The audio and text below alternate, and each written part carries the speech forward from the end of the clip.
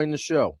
Welcome, Scravy. He's back from his one-day hiatus where he puts on a different jersey for the day and goes to play for a different team.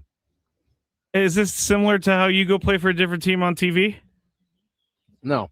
No, that's part of the same team. He said part of the same team. What are you team. talking about? We're on the same station. That also contributes to our show, Okay, fair enough. You're right there. I can't. I don't know when you go work for Bray. I don't know that you're contributing to our show at all. I actually told people not to listen to the show yesterday.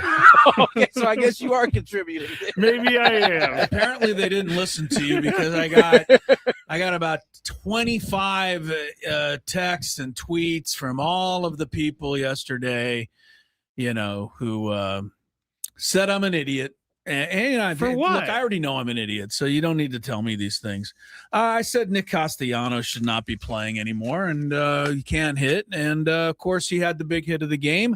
And, of course, you just rubbed it in by playing it as the opening hit. I honestly did not know that. So I was trying to bring a guy up when he was down. My apologies to Nick Castellanos' Marching and Chowder Society out there.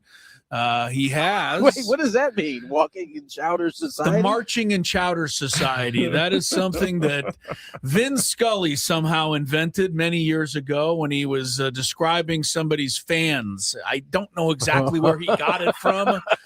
You'd have Marching to look in Chowder. If you look it up on Wikipedia, there is a history of the Marching and Chowder Society, and somehow Vin Scully compared that to people who are fans of Nick Castellanos. I think they were upset. I think they were hurt by what I had to say yesterday, that he was struggling and I didn't know how much more time we could be willing to give him. And, he came through with a big hit last night. I'm glad he did. I'm rooting against Nick Castellanos. I hope he starts getting some hits, consistently. He got one last night. Ty France had a couple of really big ones.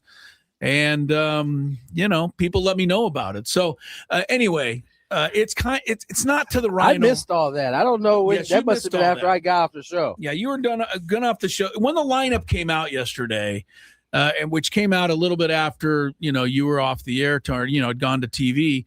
I just said I had some issues with the lineup yesterday. And one of the issues I had was, I don't know how many more starts we're going to give Nick Castellanos. I also thought Luis Campusano should be in the starting lineup based on the way he's crushing the baseball.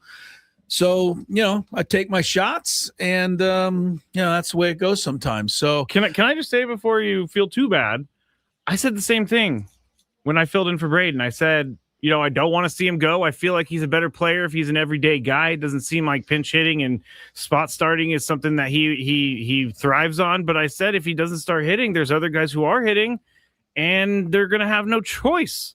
So you're not alone in this, Chris. I was on your side with this. Well, look, I'm not trying to bury the guy. I'm just pointing out the obvious. But look, he got a base hit last night, and he, the other three at bats, he didn't do a whole lot. But he got the base hit at the right time, and that has been a lot of the secret sauce of the Padres this year, Tony. They're not overhitting. They're not crushing the baseball. Their average isn't insane, but their timing has been great. And you look at their, we brought it up last week, their average in late and close situations is off the charts. It's probably about 100 points higher than their regular team batting average. So, good on Nick Castellanos. I'm sure it felt good for him to feel like he contributed. I mean, he knew he was in a slump, just as much as any of the rest of us. So I'm glad he contributed. And, it goes along with what's been happening all year, right? Ty France drives in 4 runs. Castellanos drives in 2. And it's the guys on the perimeter that, keep coming through with all of these big hits for the Padres. And that's why they're 19-9, I think. Yeah. Yeah, no, I mean that's a part of it. It's been a team effort. I think for sure. Nick got off to a good start. Ty got off to a slow start, and it's flipped. Now Ty is the one swinging the bat extremely well, and it's a luxury to have these guys who have been able to come in off the bench, and whether it's been in the form of Ty, who has been hot, or it's a thing like yesterday where Nick comes up with the big hit despite kind of struggling a little bit early. It's been nice to see the Padres do it in so many different ways. Manny had 4 hits yesterday. I mean, Toddy had 2 hits yesterday. So this wasn't one of those cases where it was just the kind of the others, I guess you would say. This kind of was everybody getting involved in yesterday's game. So I just think that this team is pretty resilient. They got up early, they got hit right in the chest with that grand slam. And then they find another way to get back in front and then add at the end. And so 14 hits yesterday. That also was kind of an eye-opening thing against a good team. 10-2 coming into this ball game in the last 12. And so Padres they continue to play good baseball ultimately. Yeah, mention Manny going 4 hits. Is anybody surprised? I mean, after the guy had a 2 home run game on Sunday, I mean, if you're not betting on the stock or, whatever the stock price is on Manny Machado rising here over the next month, you're not paying attention to what Manny Machado does. And, a 2 home run game followed by a 4-hit game. Absolutely not a surprise. I guess there's a little concern. I hope it's not much. He did leave the game last night. It looked like they were doing a little, not too serious, a repair over there. So you always keep an eye on Manny and make sure he's back in there tonight. But I think Ty France is the hero of the game. I mean, come on. He's the biggest play of the game, but despite all the hits and all of the thing, and we still, don't even. I'm kind of holding off before I take off on that stupid call in the ninth inning. Save that for the second segment. I'm saving it for the rest of the show. But I thought the biggest play of the entire game was I believe it was the 7th inning. Morejon put the walked Crow Armstrong. He steals second. He ends up on third. Jason Adam comes into the ball game to get the last out of that 7th inning with a 1-run lead. And I thought it was at Swanson, Tony, or somebody. Oh, no, Bregman. Bregman hit a hard ground ball to the hole on the third base side.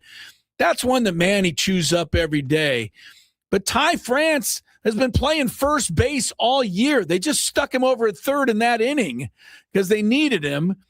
And he comes up with a great stab of the ball, does a 360 pirouette, and throws the guy out to end the inning. It's a hell of a play for a guy that hasn't been playing third base all year. I just can't commend that enough, Tony. That's not easy to do, I don't think. I mean, for Ty, that's why he's on the ball club. That's true. But his versatility in the infield, he plays some second. He's obviously a Gold Glove first baseman. It was a nice play for sure. I mean, anytime Manny's not over there, you always will double take to just like, Manny's not over there. But listen, I've known Ty for quite a long time, and this dude competes. And what I appreciate about Ty is he's only grown into this like pro. He is a pro's pro. So you ain't gonna catch him not ready. Wherever he is at, he's one of the guys out early, just like all the infielders. I mean, I said before, Ryan Gomes and Nick Punto, they got these guys locked in terms of the glove. So Ty, Manny, Jake, Bogey, Castellanos, Sheets, I think I said Crone already. They're all in there doing that short glove work, and you got a chance to see Ty over at third base. We don't get to see him over there. There's not a lot of need for him to be over there, but Manny had to come out of the game. It looked like with a calf. And he gets that ball, as you said. That's a big play. It kind of goes unnoticed. Didn't go unnoticed by me, and I'm sure his teammates. The other thing, too, Tony, you can talk about Ty France taking ground balls at third base and staying sharp over there just in case he's needed. But I wonder how many ground balls he's taken at third base where he's had to lunge like that and then do a 360 spin and find first base and make an accurate throw. To me, he probably hadn't made that exact play all year. And that's why, I give him such a thumbs up on that, because it held the lead. It was a big moment in the game, and he answered the bell. I couldn't be more impressed with that. So it's why these guys are winning ball games, man. They're doing stuff like that. And, I swear to God, I think they gave up the grand slam on purpose. They're better playing from behind than they are when they're ahead. Jeez, it's true. It's crazy. Big leaguer. Mason Miller loses his scoreless innings pitched streak on a bogus call. I'll leave it at that because I have a feeling if we go too far, we'll end up going way past the time slot. Yes, so I will not be leaving it at that when we come back. I can tell you that for sure. Let's get to break, and then we'll pile on the other side. More Gwynn Chris. Tune in.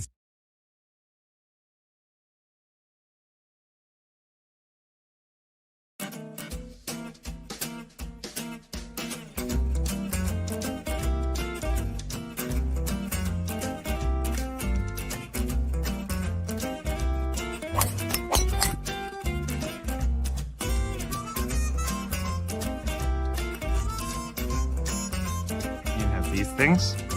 It even tells you, hey, there's a canyon over here. Don't hit it here. Scraby from about 45 feet. His caddy tells him to play it a little to the right.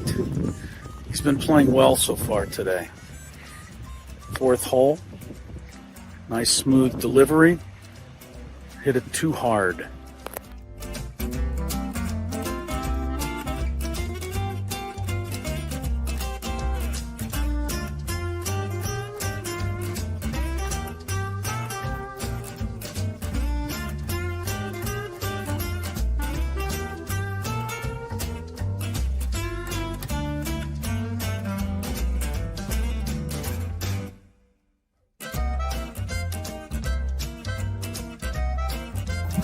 Sasquatch. So Chris says that he can't play golf, but this is the second birdie putt he's made for us. This time it was like 20 feet. Thank you very much, Greg. But once again, you're hitting some very nice shots as well. I'm not usually complimentary to you, but can't help but be complimentary. Your shot making today. With my what? Your shot making. You hit some.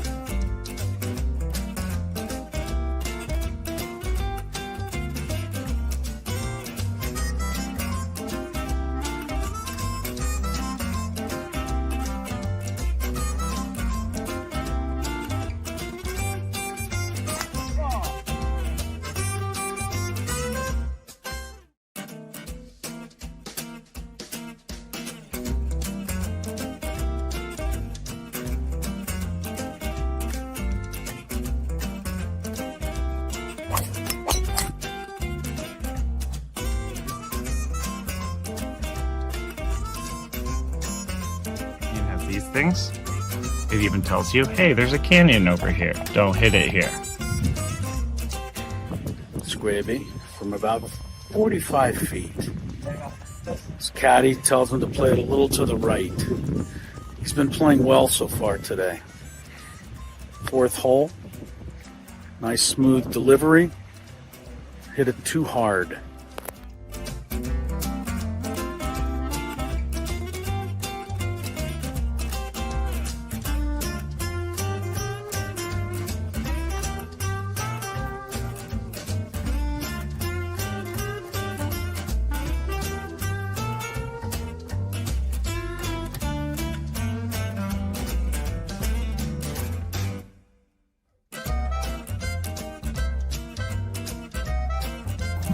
Sasquatch. So Chris says that he can't play golf, but this is the second birdie putt he's made for us. This time it was like 20 feet. Thank you very much, Greg. But once again, you're hitting some very nice shots as well. I'm not usually complimentary to you, but can't help but be complimentary. Your shot making today. With my what? Your shot making. You hit some.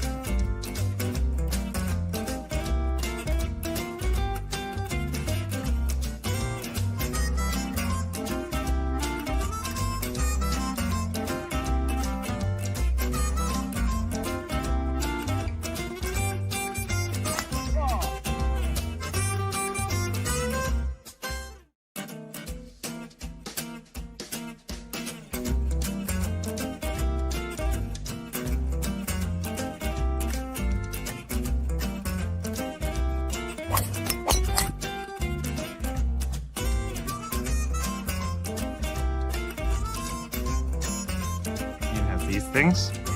It even tells you, hey, there's a canyon over here. Don't hit it here. Scraby from about 45 feet. His caddy tells him to play it a little to the right. He's been playing well so far today. Fourth hole. Nice smooth delivery. Hit it too hard.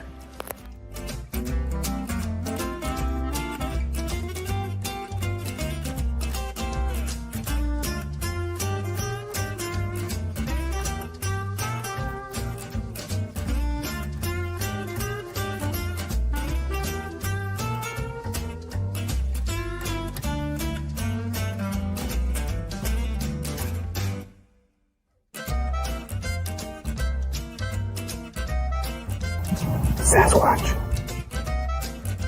So Chris says that he can't play golf, but this is the second birdie putt he's made for us. This time it was like 20 feet. Thank you very much, Greg. But once again, you're hitting some very nice shots.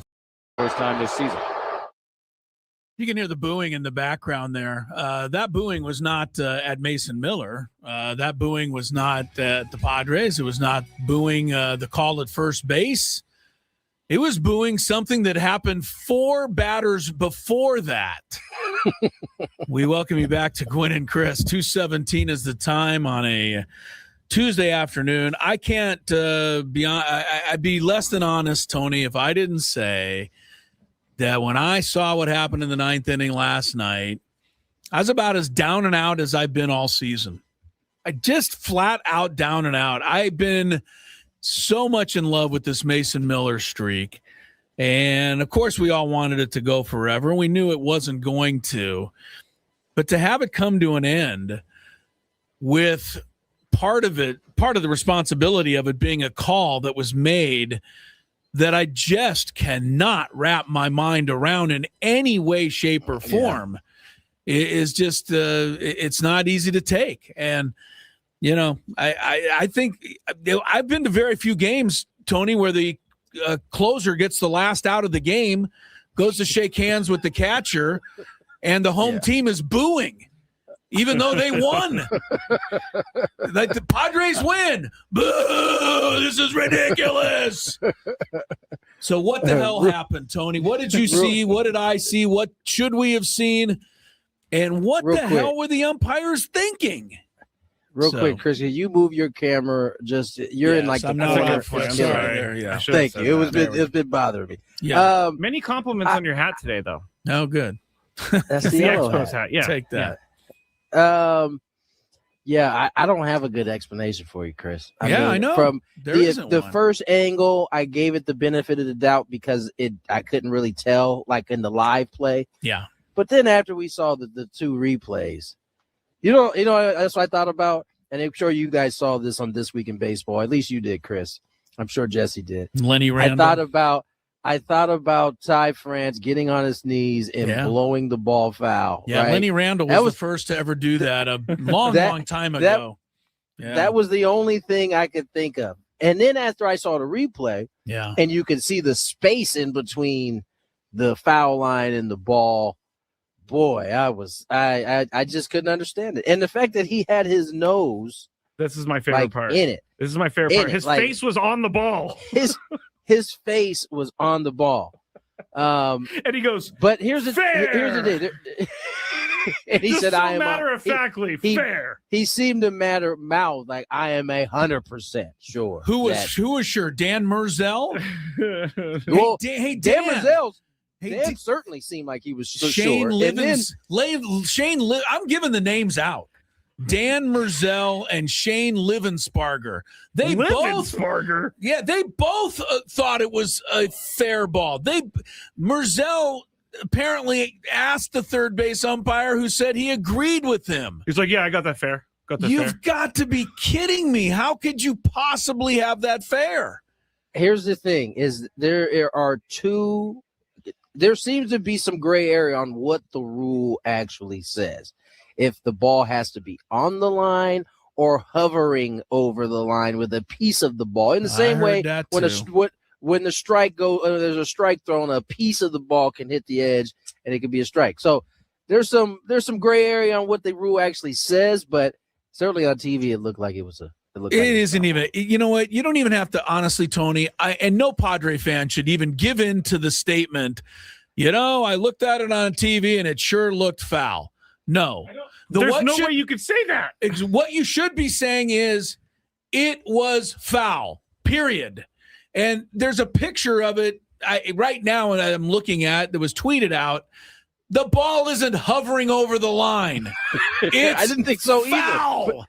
And Ty France is sitting there, and he did a beautiful job of waiting till it went foul and then pulling it more foul, so it never did touch the line.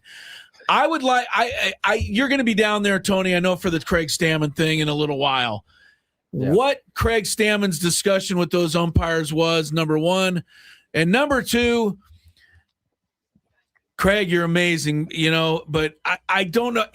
I don't think he got mad. I don't know what he could have done. I think he realized that he was just, fighting City Hall here and that they weren't going to change their mind. Right. But no. It boggles my mind that baseball could make a call that bad.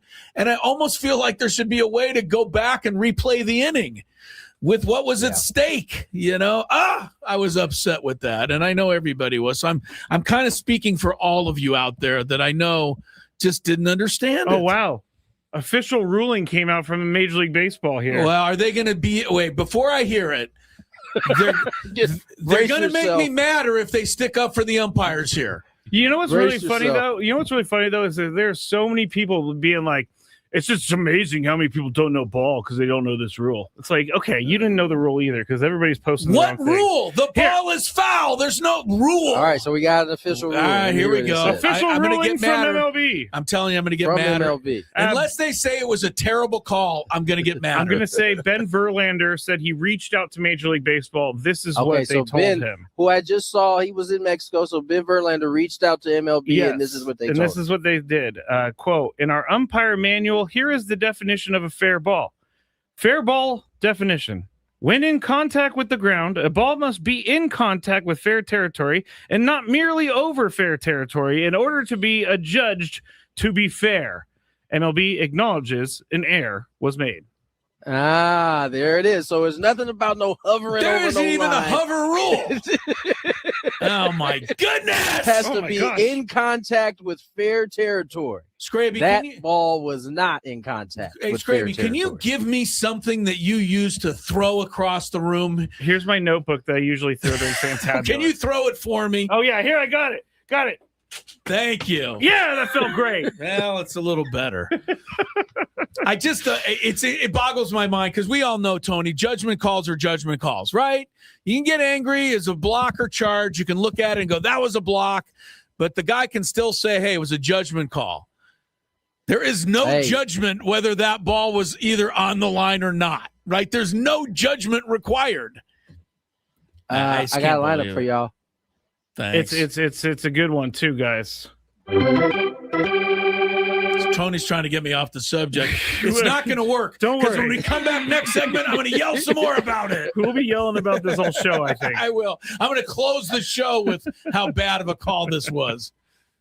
It seems that the Padres are going to take precaution today, and Manny Machado is not in the lineup. Uh-oh. And so I'll start by saying that. And so today's lineup will look like Ramon Laureano, Toddy, Merrill, Bogart slides to the 4 spot, Ty France, Gavin Sheets, Luis Camposano, Bryce Johnson, who's playing right. You can kind of figure it out where Ty is going to be from there. And then Jake Cronenworth will play third base. I find it interesting that Jake's going to play third and they're going to keep Ty France at first. But I think that they feel more comfortable with the Gold Glove at first, and they always trust Jake's glove anywhere on the diamond. So yeah, I thought maybe with that play last night, Ty. This is Jake's first start at third base of his career. Oh, it is. I still expect him to do well. He doesn't concern me. Yeah, no, I think everybody expects him to. Jake has become enemy number one of people now, so he's the new Xander Bogaerts. Well, let me give you the name of the home plate umpire again, so that you can find Livingsbarger. So you can find somebody else to be angry with. No, he was the third base umpire. Oh. It was Wenzel. rid of this guy. His sureness of the whole thing is. I literally laughed when I was watching that because how close he was to the ball and how sure he was it was fair. I know this is not going to happen tonight, but I am just throwing it out there. If Craig Stammen happens to be listening and he's still as angry about this as I am, all he has to do is do what the manager, the old Padre manager, and his Steve Boros was his name. I don't know if anybody remembers this guy. He only managed for 1 year. Tony, you might remember him. Your dad played for him. Steve Garvey got kicked out of the game the night before on a call at home plate. It was the first time that the Garv had ever been ejected in his career. Steve Boros. Was this the meeting at the? Yes, the meeting at the next day? The next day, Steve Boros brought out a video of the play showing that Garvey was safe and told the umpire to look at it. He handed it to the umpire. He was obviously kicked out of the game immediately. I think Stammen ought to think about it tonight. I just think all he has to do is bring up one photo and just hand it to Dan Wenzel and then go back in the clubhouse and enjoy the game. You know what's funny about that? Get the message across that this was unacceptable last night. You know what's funny about that Boros thing that you just brought up is that I remember I was super little. Yeah. I remember being in the kids room. Okay. Like the kids' little playroom. Yeah, when that happened. And at that time, you only got like the in-stadium feed before the game started. So it was just the camera looking at home plate. Okay. And you couldn't figure out, at like, what was I, 5, I think, at the time? Couldn't figure out exactly what was going on when you got ejected. Like, how do you get ejected from, like, just handing a scorecard out, not knowing that? Yeah, he handed him a VCR tape. The home plate umpire was not amused. By the way, what was he going to go do? Like, run off the field and go view it? He got to go pop it in? No, he wasn't. But Boros made his point, as far as I was concerned, that there was a call that they were not going to accept. And I think this is the same with this. You hand a little photo to the umpire. He's going to be umpiring third base tonight. You say, dude, here's how bad you missed that call. And then, you're going to get kicked out. But what the hell? What if the Padres then get Mike Winters to do a rule breakdown on the board while they're in the stadium? That would be great. Well, it would never happen. There's no rule that needs to be. There's nothing that needs to be break down, right? You just read it. There's no hovering. Yeah. The ball has to be in contact with the line, and it wasn't.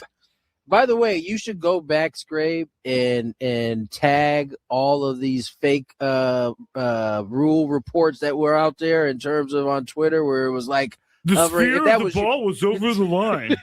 Yeah, the sphere. And you know what? That's hilarious that people have no idea what the rule is and just would make something up so they can win an argument. I don't know what the rule was, but I didn't make anything up. I just said that was kind of crazy. No, I'm not talking about you. Oh, I know. But that's what I'm saying. Like, instead of me being like, well, I know due to rule 4.3C, this is actually fair because the sphere. Apparently, Braden's a big sphere of the ball guy, according to the chat. So well, everybody, there is no such thing. He got caught up in the Twitter rapture over there. He did. I mean, a lot of people took a beating last night on Twitter for their opinion on this. It just proved to me. If you don't know what you're talking about, don't tweet. Yeah, well, who took a beating? People that said that it was a good call? A fair ball, yeah. And then mostly it was Twitter mob that was angry, moving from house to house and just making fun of anyone who was defending the call. But anyway. That's hilarious. I just think the funniest thing that we'll never see again. Loud and wrong is like the best version of everyone. I guarantee you that was a fair ball. Loud and wrong. If we're gonna replay, if we're gonna have reviews for certain things, why is a foul fair ball That's not we didn't even bring I don't understand. Yeah, we didn't. Bring I don't that up. understand why you can review a ball behind the bag, but you can't review it in front of the bag. Apparently, you can't review anything that happens before it gets to first base.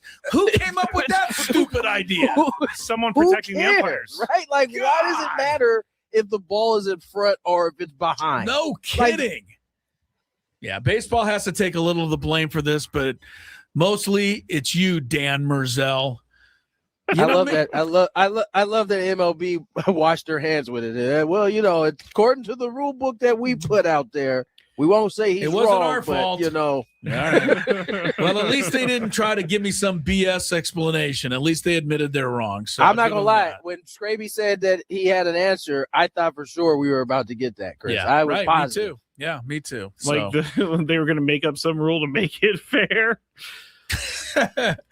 Scraby, I want you on the chat in the corner of our chat today, down over here somewhere to the right. Uh-huh. I want you to keep a photo of Dan Merzel there the entire rest of the show, so we can just look at him and be mad. I for his safety, I'm not going to do that. For his safety, I'm not going to do that. Can you put a photo and his home address? What kind of car he drives? His social security number? Doxing people now. That would be good. Yes, our show does not dox. All right. Although it would be fun in this case, but I'm not doing it. All right, we'll try to have some fun next. I believe we have time, and we're going to get it in today. A fantabulous sports game show. Yeah, Scraby has to make amends for last week. We'll see if he can do it next on Gwynn and Chris. Ben and Woods.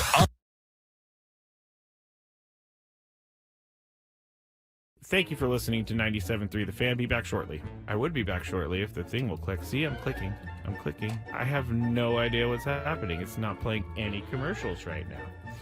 Well, this is just great, everybody. Let me see if I could try to start another one. All right. Well, this is awesome. On the air right now with no help, and there are no commercials to be played. Actually, you know what I'm going to do, everybody? You're getting a real live thing right here. This is real live Matt Scraby. I'm going to have to restart Wide Orbit real quick, so goodbye, Wide Orbit. It's not even closing. I'm going to text Adam, and I'm going to say, Adam, I tried to go to break, and the commercials did not play, and the program won't shut down. Oh, you know what I'm going to do? I'm going to have to do some Control-Alt-Delete over here. Control-Alt-Delete. Okay, I got it. Task Manager. It's not coming up. There it goes. Task Manager came up, everybody. I have no idea. I'm way too generous with my stroke giving. Never mind. Are you really? Never mind. Wait. I did not mean for that to happen. I did not. That sounds like a promo to me. Scraby's giving out strokes. I can't wait to hear that one. I'm gonna laugh for a while on that one. Nate says, Scravy, maybe you should date her. You might be a generous stroke giver, but I don't think she really wants to leave her boyfriend for that. All right, that was good. In full disclosure, I'm reading this. Tony can't gather himself right now. That was a good one, Chris. That was a really good one. So I saw this at 7-Eleven, and I had to get it. It's called the One Chip Challenge. It was sitting there in the aisle, and I thought, why not? Because I am into spicy stuff. But this thing looks pretty hot. I'm not going to lie. It says a Reaper pepper and a Scorpion pepper. It's also in the shape of a coffin, which doesn't make me very happy about that. It doesn't make me feel good. Oh, extreme heat, it says.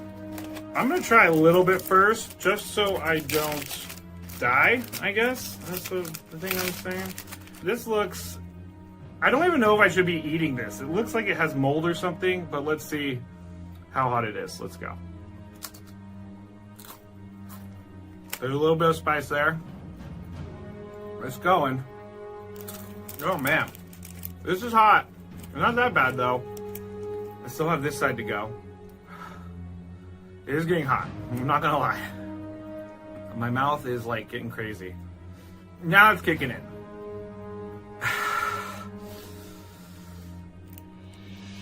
I'm not sure if I'm gonna finish this. Honestly, it's getting serious. I gotta go with the milk.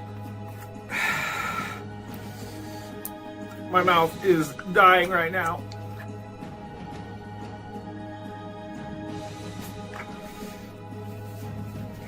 Yeah, this is not fun, guys.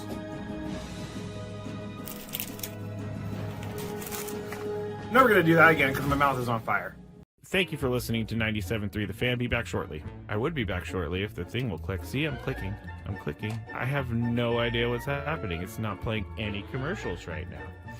Well, this is just great, everybody. Let me see if I could try to start another one. All right. Well, this is awesome. On the air right now with no help. And there are no commercials to be played. Actually, you know what I'm going to do, everybody? You're getting a real live thing right here. This is real live Matt Scraby.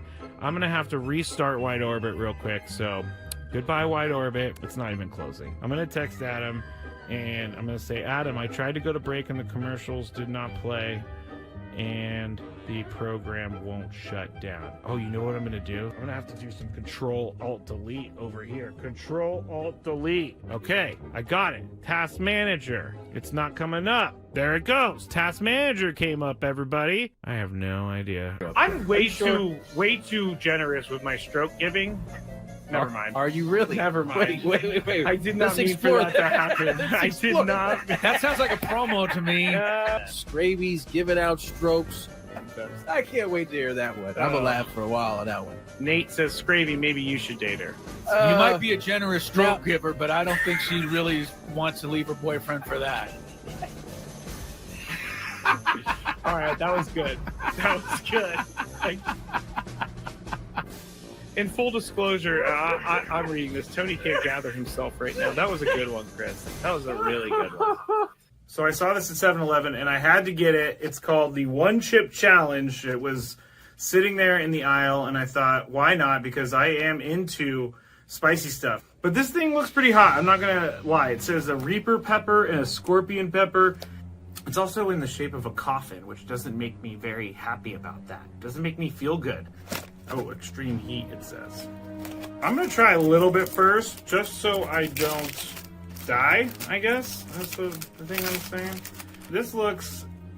I don't even know if I should be eating this. It looks like it has mold or something, but let's see how hot it is. Let's go. There's a little bit of spice there. It's going. Oh, man. This is hot. It's not that bad, though. I still have this side to go. It is getting hot. I'm not gonna lie. My mouth is like getting crazy. Now it's kicking in.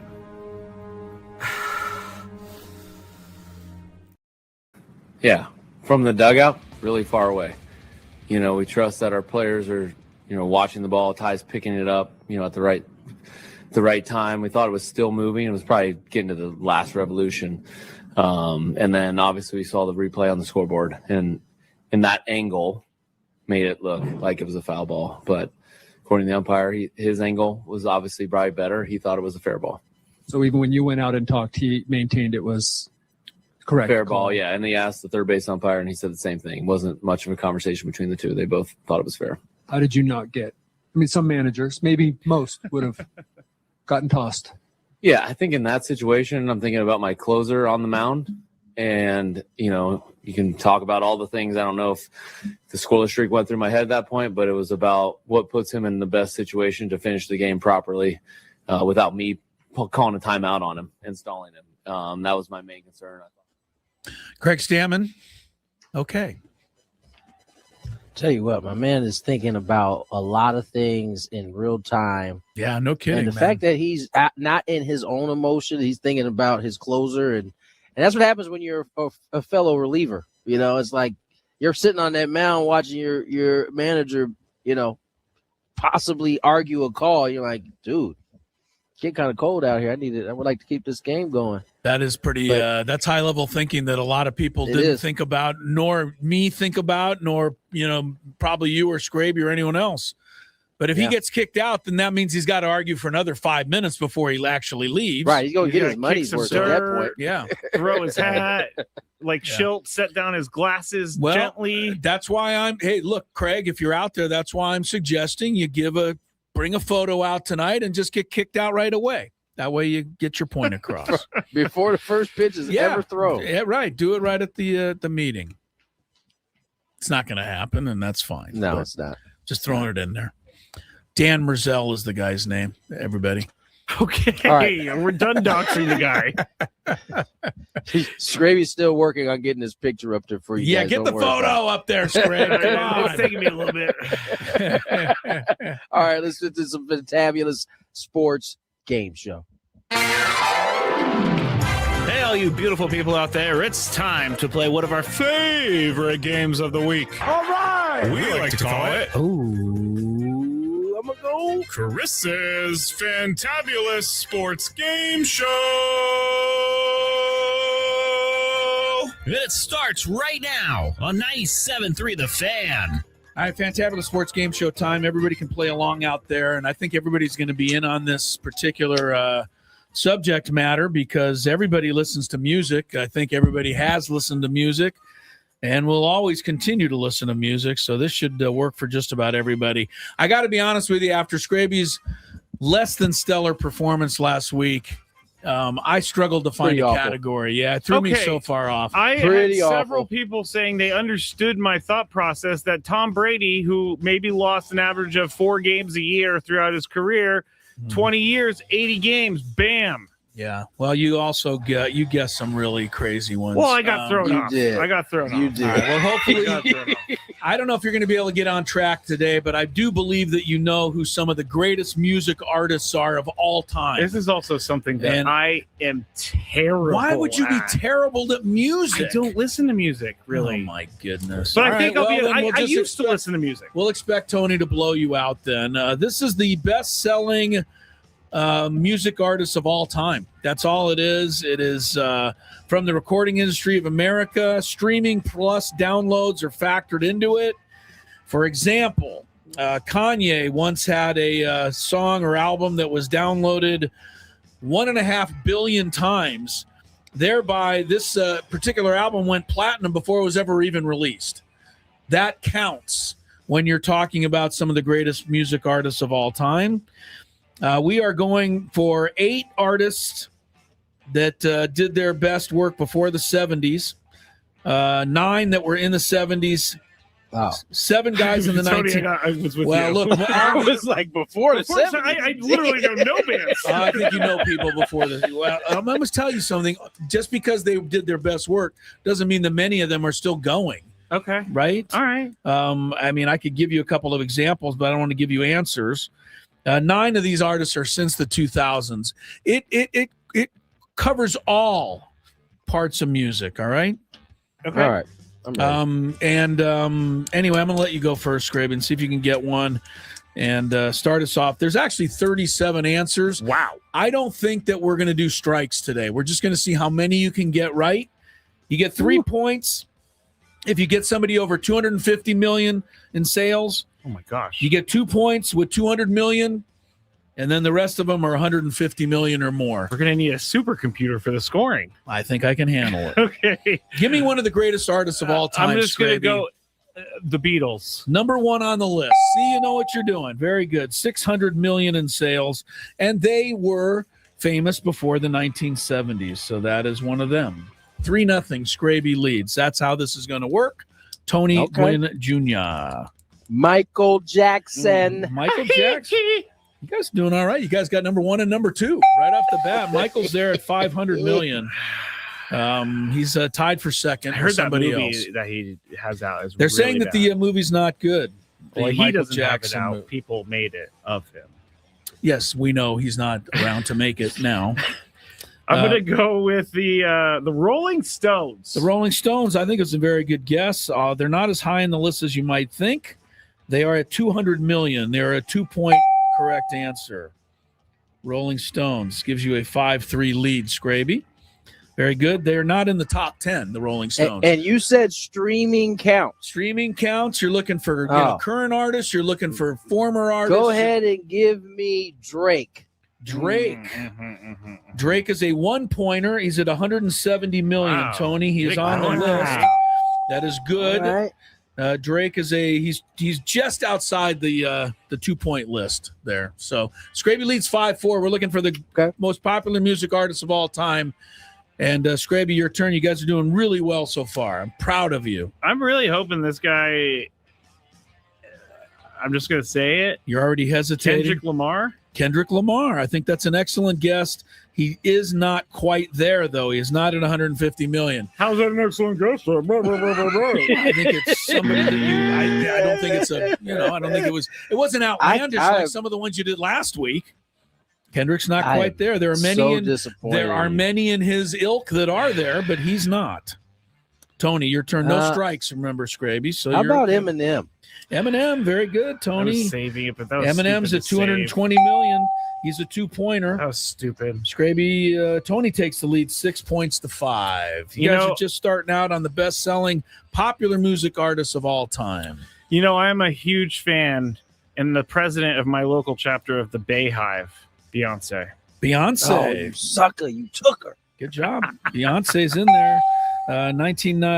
2002 was her first. Well, it's her big first. Her big song. Yeah, that's a 2-pointer for Beyonce. They listed everybody's first charted song. Gotcha. So Beyonce was 02 by the time she made it big time. Anyway, Scraby's good, and Scraby leads 7-6. Wow. Tony's looking for somebody. There's still plenty in the. Well, I'll be taking one of Scraby's. Another one of Scraby's. Taylor Swift. Taylor Swift. You would think that she's on here. I actually did not even write her down. You didn't think Taylor Swift was on here? She is. She's a 200 million. Of course she is. She's a 2-pointer. I couldn't find her, but I knew she was on the list. She's not on there. No, I typed the list. I know she's on there, and I was like, where is she? She's there. 200 million. Same as the Rolling Stones and the same as Beyonce for Taylor. Tony leads 8-7. Back and forth we go. You guys are exchanging 2-pointers right now. Oh, Scraby? Think Just you got had a one. 3? Just had one. Maybe. Prince. That is a really good guess. I don't see Prince on the list. He came up a little short. Little short for Prince there. Again, not a bad guess. What a lie. You're I've been talking told all my life about how great Prince is. Pretty popular, but you're talking way up there, man. These guys are way up there. Tony, you're ahead 8-7. Your turn. Oh, man. Got to beat Prince out. That's high Brent district. Some of the most popular music groups and artists, I should say, of all time. It can be groups, obviously, or single performers. Does Britney Spears get on there? You want to go with Britney? No! Huh? Yeah. Tony's a little hesitant to do it because he doesn't want people to admit that he knows who she is. Britney is there at 150 million. Man, I should have said her. She's a 1-pointer. I watch TRL every day for that darn Baby One More Time music video. Hit me one more time. Tony leads 9-7. One more time. You can get it. You can get it even. All right, real I'm going to quick, go with Scrape. another band of that era. In Sync. In Sync again, not quite good Are enough. you kidding me? Sorry, In Sync band with the most popular band of my lifetime. They're not popular. Not more popular than Britney Thank Spears. goodness that's crazy to me, honestly. I'm sorry about that. You're down 9-7. Go for it, Tony Gwynn Jr. How about I'm all shook up? A little Elvis Presley. Now we're talking. There's a 3-pointer. What did you just do? I'm all shook up, son. I thought you I didn't know what you said, honestly. He did sing I'm all shook up there. That's a 3-pointer. Thank you very much. Elvis is third, tied for second with Michael Jackson. So those are way up. You better get on your game, son. Tony 12, Scraby 7. And it is your turn, Okay, Scrabe. There's plenty all of correct answers remaining. Most popular music artists of all time. Okay, all right. Scraby thinks he's got one. I probably got don't. I always get worried. They with don't got Scraby. one. His eye, his If mind NSYNC's is not on the worse. list, Christina Aguilera is not on the list. Well, then don't guess her. Don't guess her. She's not on the list. Make What a better guess. What about Aerosmith? Aerosmith. Okay, Aerosmith. Scrabe. They're on there. 150 million. They're in the Britney Spears department. Very good. 12-8. Tony's up there. Still 6 3-pointers left. And we're looking for The most popular music artist of all time as listed here by the Recording Industry of America. This queen has to be on there. Let's go Mariah Carey. Mariah Carey. Another 2-pointer. Good job, You've got to be kidding me. 220 NSYNC million. doesn't have more listens than No, not Mariah even close Carey? to Mariah. Are you kidding me, dude? Mariah Carey's like everywhere. Christmas every year, buddy. It's only her Christmas song that gets I just the love how streams. Scraby argues with the person who put the list together. So one of these days, I'm going to have you put the list together so it can be all people you like. Yeah, these are big groups. Scraby, you're up. If you're looking for a 3-pointer, they're all 1980s, etc.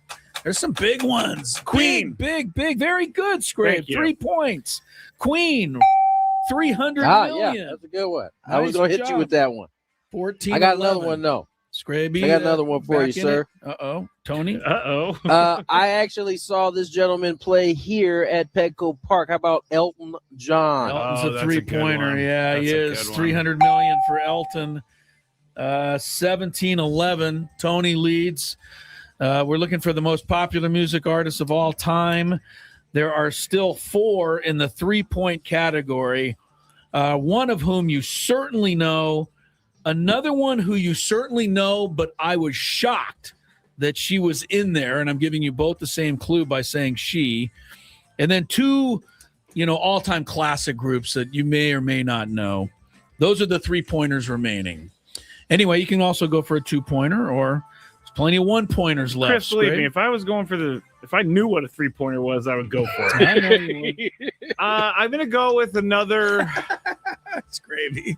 What about Madonna? There's one of the three-pointers. Really? Baby. You took Very it. good.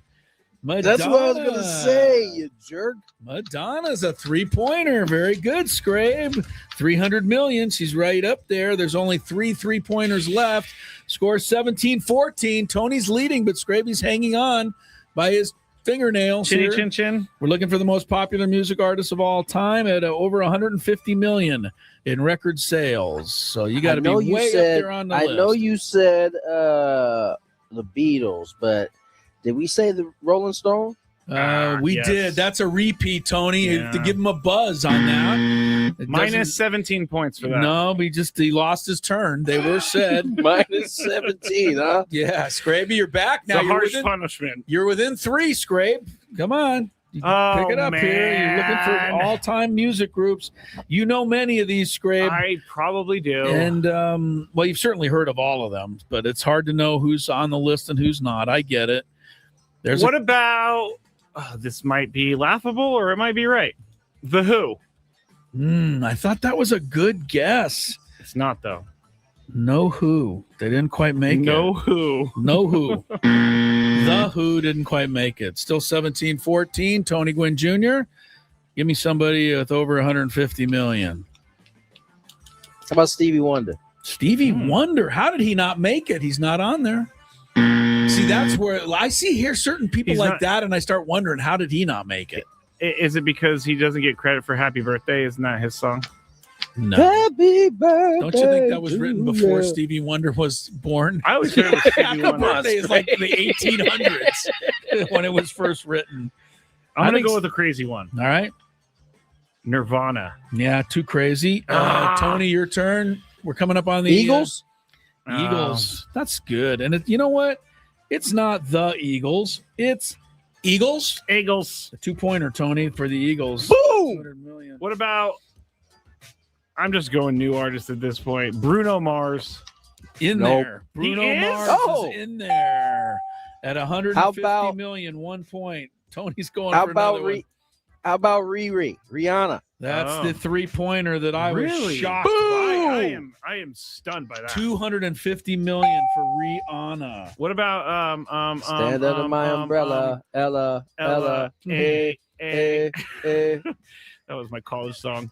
What about Popular music yeah, I'm artists. not thinking of any. I think I lost this game. How about what about no, it's Tupac? not my turn.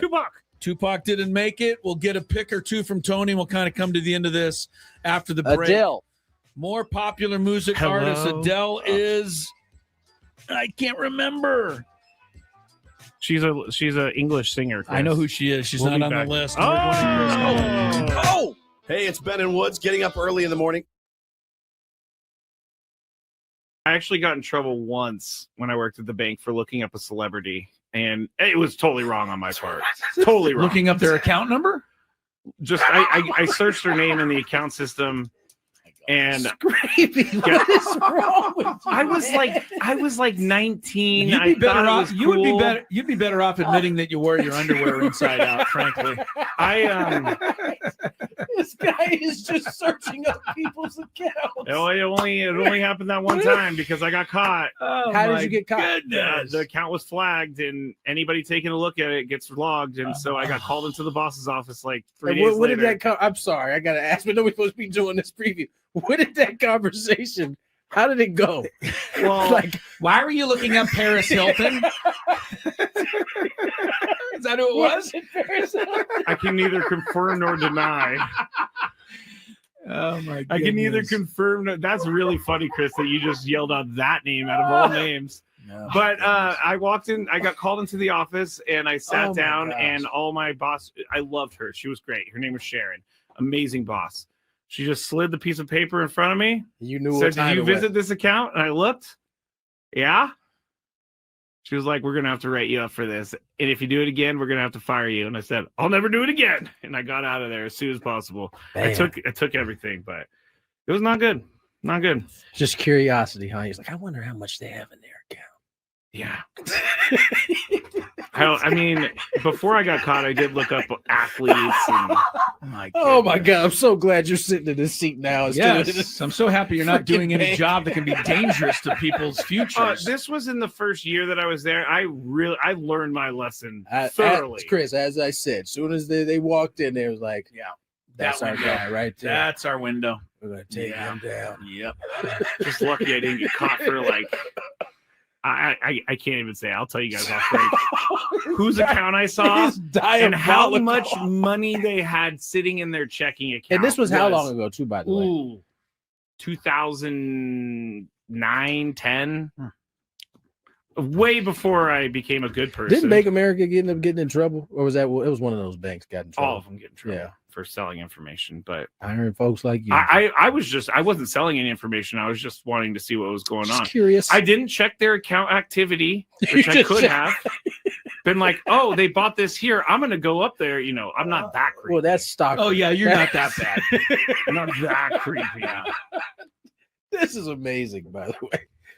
We're supposed to be doing. How are we supposed to do baseball picks under I these don't think we can circumstances? anymore. I think we gotta push it.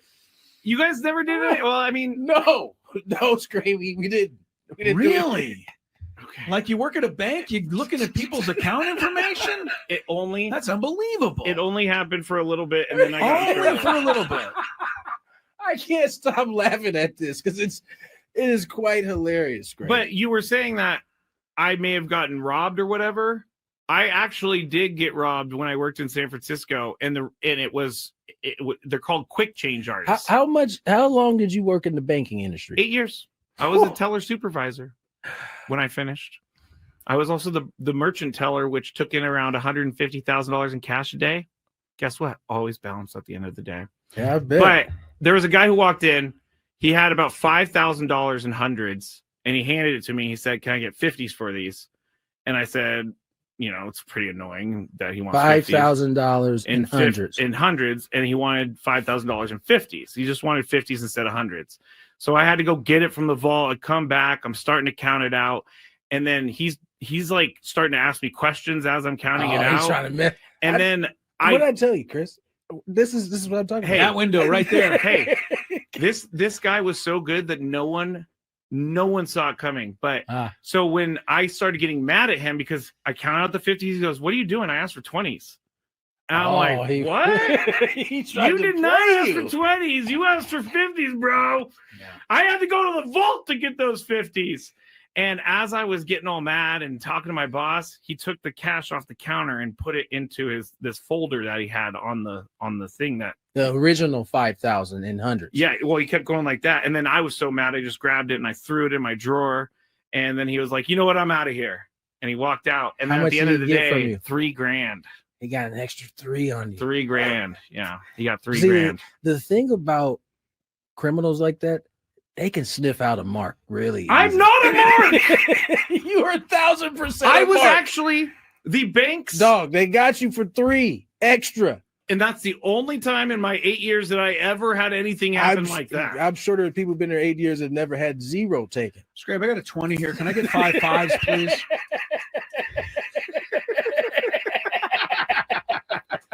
I hate you guys. Let's get to that was one of the worst moments of my life, but you know what? It taught me a lot. Never trust anyone ever again. You know what? You definitely have learned because you don't trust very many people. I don't trust anyone. Fantabulous Sports Game Show today. Wide-ranging category. Best-selling popular music artists of all time. Scraby and Tony, I thought you guys did really well. It's Chris Ello. It is Matt Scraby here in the Bill House Studios where we know how. Tony Gwynn Jr. is down at Petco Park. Unfortunately, with a 22-15 lead, Tony had to step aside. He's got to get downstairs because we got to find out the latest on Manny Machado, who's not in the lineup tonight. He left there in about seventh, eighth inning last night. Looked like a calf that they were working on in the dugout, but I don't want to, I'm taking a kind of a wild guess there. So we'll get the latest on Manny. Hopefully it's just precautionary. And, we'll hear Craig Stammen's explanation again, I'm sure, about, the worst call ever made by the umpires last night that helped break Mason Miller's impressive scoreless streak. So we'll get all of that here in the upcoming hour. Also get to some daily gambit, but we got to finish this Fantabulous Sports Game Show. And so here's what I decided to do, Scraby. What? Tony is leading you 22-15, but he's not here. So what he doesn't know isn't going to hurt him. Yeah. I am going to give you a fair, I think, chance to guess unopposed at some of the rest of the answers here. And if you can score 7 points without making a mistake or guessing wrong, you will tie Tony. And if you can get 8 points, you'll win today's Fantabulous Sports Game Show. And then we will inform Tony of this news later on today. Okay. Now, here's where we are. The guesses in the 3-point category that you guys made were the Beatles, Michael Jackson, Elvis, Elton John, Queen, Madonna, and Rihanna. There are still 2 more in that category. They are classic rock Can you give bands. me the decade? Both were really – they hit their first marks in the end of the 60s, but they were very popular, both of them, in the 70s. Okay. I don't know that you're going to get either of those, Scrabe, although people in my generation out there will probably be able to guess those. Here are the 2-pointers that you have guessed correctly: Eminem, Mariah Carey, Taylor Swift, Beyonce, and Eagles. And yes, it is the Eagles, not the Eagles. You also got Rolling Stones. There are 4 2-point categories remaining. One of them is a popular group that hit it big first in the 70s, but still you hear them all the time today. And then there are 3 solo artists in the 2-point category, 2 women. One is from north of the border, and 1 male artist. Those are your 4 2 points. And then there's still 14 1-point category guys and gals and groups remaining. You're probably going to need a run of those to catch up to Tony the way I see it. A couple of the 1-point artists that you guys did name: Drake, Bruno Mars, and Britney Spears, and Aerosmith. So here's your shot, Scrabe. You got free guesses, and you got 3-point, 2-point, 1-point. You need 7 points to tie, 8 to win. Otherwise, Tony is the official winner today. You had the whole break to think about who you wanted to try next. Yes. I'm going to go back to the 70s because honestly, you're going to go back to the 70s. I'm going to try because I just during the break thought, who is the biggest band from that era that I haven't said? And it's Led Zeppelin. Good job, Scraby. Really? Give yourself a round of applause. Wow. 3 points. Led Zeppelin, 300 million. They don't even, they haven't been around. No, I know nothing about them other than Stairway to Heaven. That's all a lot of people know, but that was a pretty big hit back in the day. It was a huge hit. They went to 1980 is when they disbanded. So that's a big 3-pointer. You are now just 4 points away from tying Tony Gwynn Jr. Great guess on Led Zeppelin. Really impressed. There's 1 3-pointer left. I'd be surprised. Okay. I'm not saying you can't get it. I'd be surprised. I have 2 in mind, but I'm going to go back to another 70s band. And I remembered because I did a planetarium, one of those things? Yes. Or you look at the stars and you listen to Pink Floyd while you're looking at the stars.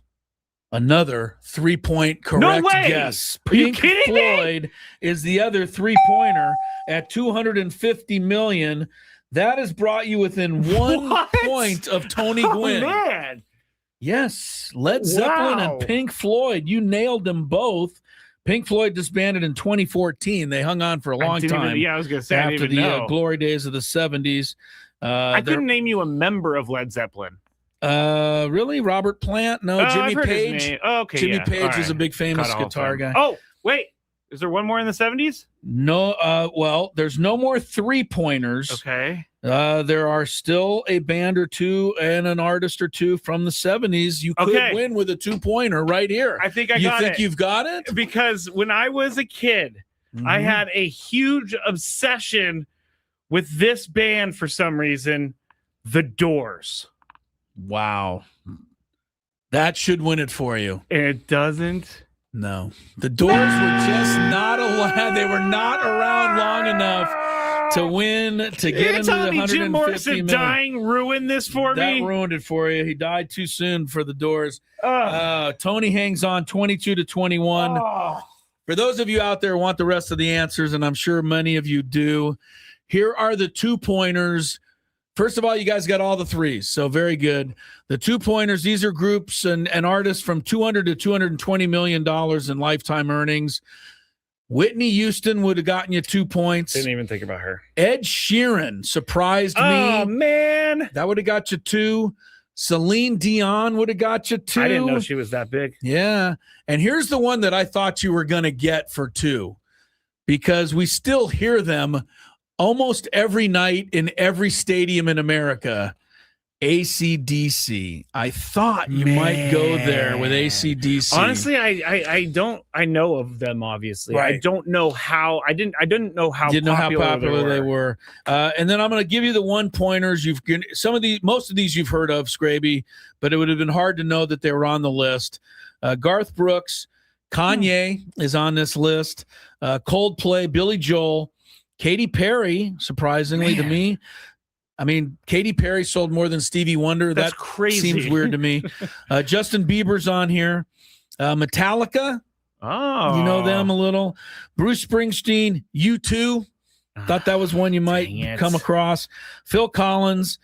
Now we're down to the bottom here, and these are kind of oldies. What about Jay-Z? Jay-Z's not on here either. I'm shocked. Barbara Streisand. No way. ABBA. Julio Iglesias. Would have gotten none of these. Yeah, well, you might have got the last one. The chairman of the board, Frank Sinatra. Frank Sinatra, I should have. Yeah, I almost Frank said Johnny maybe. Cash, too. but- Johnny Cash, yeah.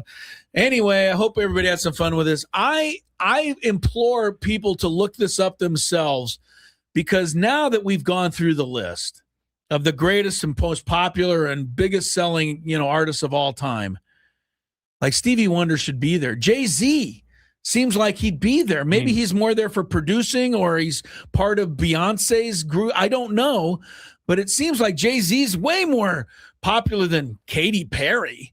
I would think so as well. I would think so. I don't know So- why NSYNC is not on the list, but Britney Spears is. I thought NSYNC was as big or bigger than Britney Well, Spears. once again, just so you know where I got this from, it was the Recording Industry Association of America claiming sales over 150 million certified units, with streaming plus downloads factored into it. And all artists were considered basically from the 50s and 60s right on up to today. And that's where it went. There was nobody in the K-pop generation. I thought maybe we might get a sneak or two of what them. is No One Direction? Yeah. What is and, the K-pop band? I don't know who they are, but I it's know not One they're Direction. selling a lot of that stuff these days. Country artist, the only country artist that got on here was Garth Brooks. So I thought that was a little interesting. And I knew that this would be a bit of a hard category, only because it's really difficult to quantify who belongs where. It really is. And because if you ask me who's more popular, BTS for K-pop, sorry. okay. But if you ask me who's more popular, Stevie Wonder or Katy Perry, I'd be like, are you kidding me? That's not even a contest. But The problem he is wasn't that on there. So streaming really does help Katy that changes it. Yeah, changes it because for somebody that like song, Katy Perry. Yeah. her original song must have all of the listens. Oh, Kiss the Girl. I kissed a girl. You like that? I liked it. All right. Anyway, I hope you guys had some fun with that. If you disagree with any of the results, I don't mind. You can, get on my case, but it wasn't me that, came up with the list. It was research that came up with this list. So. Jeff wants to know Barry Manilow. Barry was short of the 150. I looked down further on the list beyond 150. He was on there in more the 75 to $80 million range, but he was on there. Yeah, I did see his name on there. I could go through I'll try to find the list maybe during this break and give you just a few that didn't make it. But we got to take a break. We got our Daily Gambit coming up. We're going to get back to some sports talk. We got to talk all day, the rest of the day, about the worst call in baseball history that helped cost Mason Miller. That's the other thing. We're not even talking about Mason Miller and what he did and what he accomplished and how frustrating it is that he gave up a run. And maybe it's a good thing that he kind of just broke the streak so it can not be a thing. I don't know. I kind of want it to still be a thing. Me too. Yeah, I know. If the streak was going to end, it may as well been a home run. Right. Or You'd rather somebody just hit a home run so it's like a legit thing. Yeah. All right. Yeah. But no, he got on base and they're calling this a hit, which it is technically, but it's not. Yeah. It was the umpire assisted hit, a UAH. Dan, what's his name? Menzel? Pressel. I keep forgetting his name now because you won't put his picture up on the I won't, StreamYard. You're serious about it. Gwynn and Chris continues. We're going to check some traffic here on 97.3 The Fan.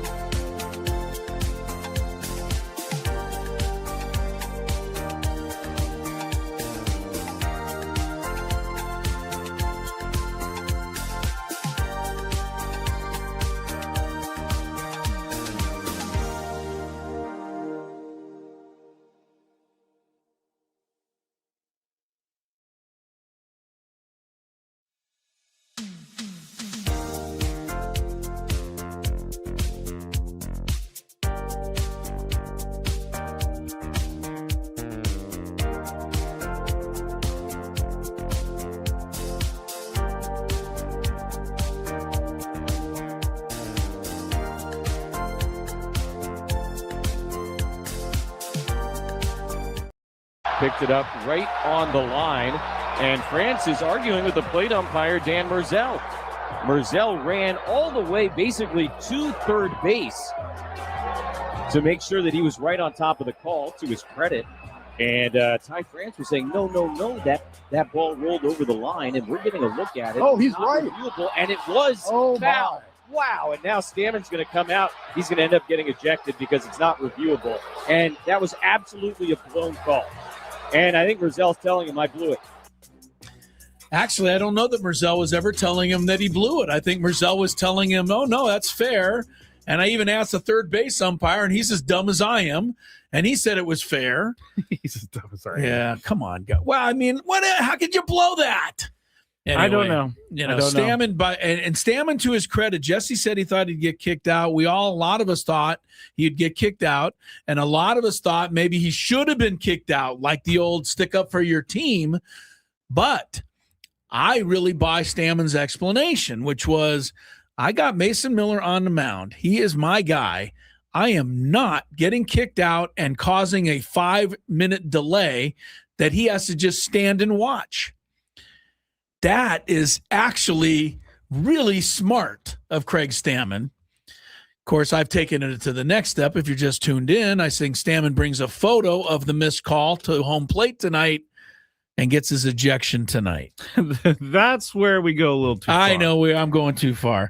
All right. I did say I'd give you a couple of the groups and artists that didn't quite make the list in the Fantabulous. Jay-Z was real close at $140 million, according to this. Lady Gaga, $125 million. The top boy band was Backstreet Boys at $100 million. And Stevie Wonder checked in at $100 million.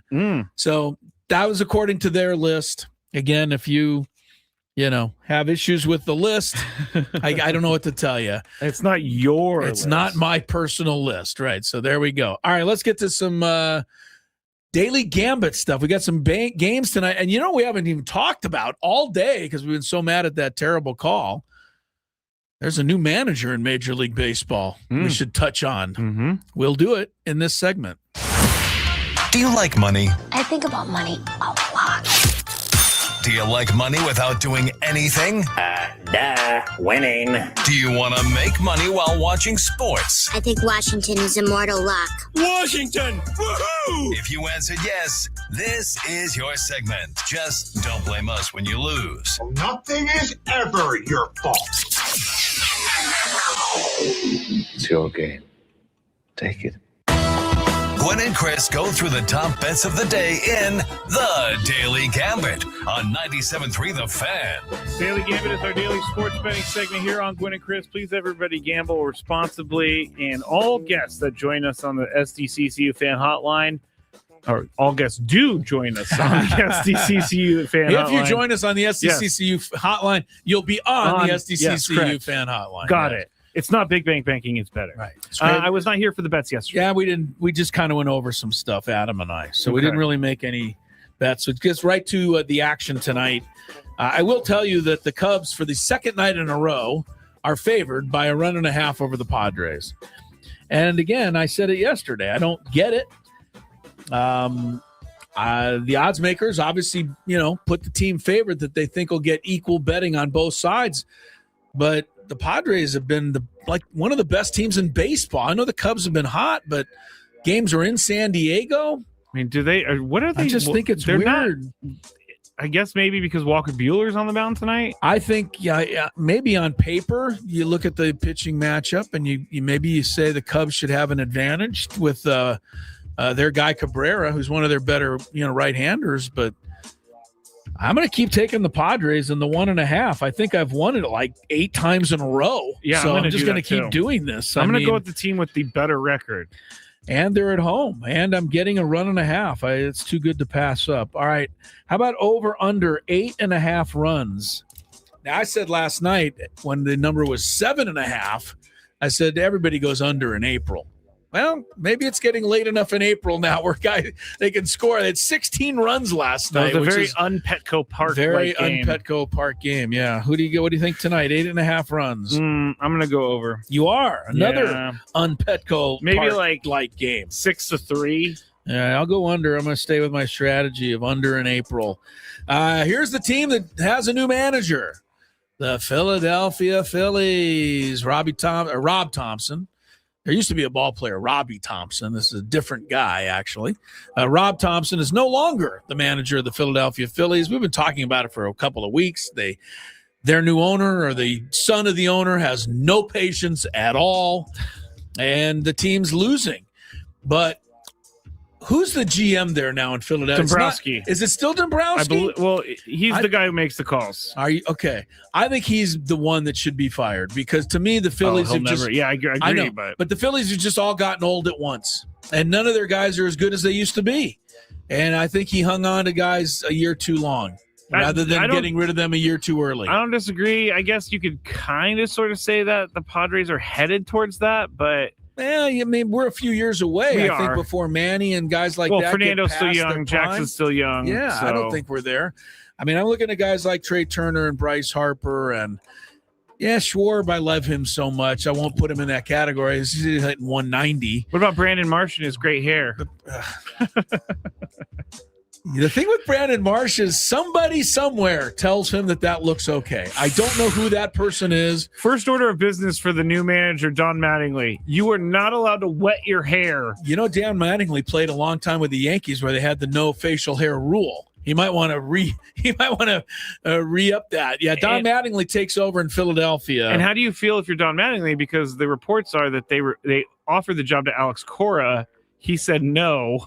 Yeah. And then they offered a job to Don I think Mattingly's been through this enough and gets the whole way it works, right? He was the Marlins. He's the Dodgers. He's been here. He's been there. He knows how this works. You know, the Phillies, that's a very, I'm a rich guy. I know sports. We're going to fire our manager. We're going to get Alex Cora, and everybody's going to be happy. One thing is Alex Cora didn't want to manage. Dave Dombrowski was with Alex Cora, brought him into Boston. So that's why this made sense. I know. All kind of crazy. I'm going to go with the Phillies on the strategy that the Red Sox are 3-0 since they fired their manager. So I'll say the Phillies tonight. What? Who's favorite? 1.5 over the Giants. Phillies are favorite. It's in Philadelphia. Sure, the fans will be out in force to welcome the new skipper with open arms there. You know how they are in Philadelphia. They love everybody. I'll go Phillies. I'm going to go Phillies. Shohei's on the mound tonight for the Dodgers, taking on the Marlins. The word is that he's not hitting tonight. So the Dodgers have been kind of doing that with him lately. He's not hitting great right now. So. No, he's still Shohei. Yeah, 6.5 strikeouts over under Scrape against the Marlins. Over. By the way, I'm going to go over too. I don't know if you saw the end of that game last night. The Marlins were 1 out away. What happened to Pete Fairbanks? I think he's been on paternity leave or something. No, he was in the game and then he came out, so he obviously got injured. But I didn't see that. But Kyle Tucker walks it off, and 2 outs, bases loaded, base hit to score 2 and win the game. The Padres, although they weren't there, were 1 out away from returning into first place. I know. The Dodgers pulled it out. And I was very happy because there's only 3 teams in baseball, single-digit losses, and that would have went to 2 teams in baseball. Yeah, they got the Braves and Dodgers 20-9. You got the Padres at 19-9. I'm going over for Ohtani as well. I don't see him letting up. Pete Fairbanks is battling a thumb injury. Yeah, thanks, Pete. Knicks 6.5 over the Hawks. This series is 2-2. I have been a fan of Adam Klug's Hawks. I just think they're going to make it difficult for the Knicks here. I don't know if they can win this one tonight. It's tough, Game 5 in Madison Square, but I'm going to take the Hawks plus the points. I'll take the Knicks. Knickerbockers. I think they should call them the Knickerbockers more often. It's just too long. I like it, though. It's not a bad name. It's very long. I get you. Boston Celtics 11 over Philly. I think Joel Embiid returned in the last game, and all that mattered is that Philadelphia lost by 60. I mean, it was like he returned, and they were way worse. So that makes a lot of sense to me. Who are you taking here? He spent a lot. He didn't actually publicly spend a lot of time bashing Ben Simmons, but I know he wasn't happy about that. Right, he's missing lots of time Ben too. Simmons, okay, yeah. I will go with Celtics. It seems like you go with the Celtics. I'm going to just trust, and I think this is stupid. I'm going to trust that Philadelphia, to save its season, at least gives us an effort tonight. Okay. Why should I even be hoping that a team in a playoff game is giving an effort? I'm not sure, because they should always. Yeah, it should be automatic. It should be understood. I got Wemby for the Spurs later tonight against Portland. I got him plus 2 points over Tyrone Maxey in the Celtic game. I'm going to take Maxey. Wemby's still coming back from injury. No need for him to go crazy. I'll go Wemby. You're going to take Wemby? It really is kind of crazy what this guy can do. I mean, when you think you've got a layup because he's standing at the free throw line and he just reaches over and swats the ball away, you're like, how did he get there? That is crazy. I mean, like, you're in the clear. No, you're not. He's the only 7'4" coordinated person in the world. He might be. One hockey game tonight. The good luck to the Ducks. They go up to Edmonton tonight with a chance to clinch. They're up 3-1 on the Oilers. Ducks won the Game 4 in disputed fashion. Did you see that Sunday night? Was there a foul ball in there as well? It was not a foul ball ruling, but it was similar. It was the puck over the line or not? Oh, wow. The problem was the goalie's skate was covering it, so you couldn't see from the camera whether the puck was over the line, and they just kind of guessed by looking at it that it was, and they gave the Ducks the winning. I don't want to say they gave them the goal, but they ruled it good, even though does the full puck have to go over? The full puck has to go past the entire line, and it looked. I would say that if you guessed, you were probably guessed correctly, but there was no undisputable evidence because the guy's skate was over the top of it, hovering over it as you look down on the camera. One of those, we went with the call on the floor type of thing. Yeah. You can ask Braden. On the ice, I'm sorry. On the ice. You can ask Braden Surprenant. Maybe the puck was hovering over the line. I'm going to look at this. And then that's why they gave it to the Ducks. But they won it 3-1. Ducks for the clinch. Scraby, you going Ducks to clinch? Well, they get a goal and a half. So what do you want? It's at Edmonton. I'm going Ducks. You are going to go Ducks. I'm going to go Oils. I'm going to take Oil. They deserve some luck tonight after that disputed goal. Beat them Sunday night. Oh, I love this, Chris. I typed in Ducks goal, and they have people doing AI tracking and like biomechanical stuff. Yeah, you got some mallard running around the pond. Oh man, you can't tell. Personally, I don't think it went all the way in. It's hard to tell. And they ruled it a good goal. And when they went to replay said, well, we can't decide. So it counts. Wow. Yeah, it was a close one. Actually, this guy's an Oilers fan saying that he determined that it was a goal. So he said, it pains me to do so, but it was a goal. Well, Dan Merzell would have called it no good. He would have had his face right there and been like, no good. Dan Merzell. Really all over this guy today. And I'm not going to stop. More Gwynn and Chris coming up as we roll along here towards, 5:30? Yes, 5:30. Yay. Yes. Yay.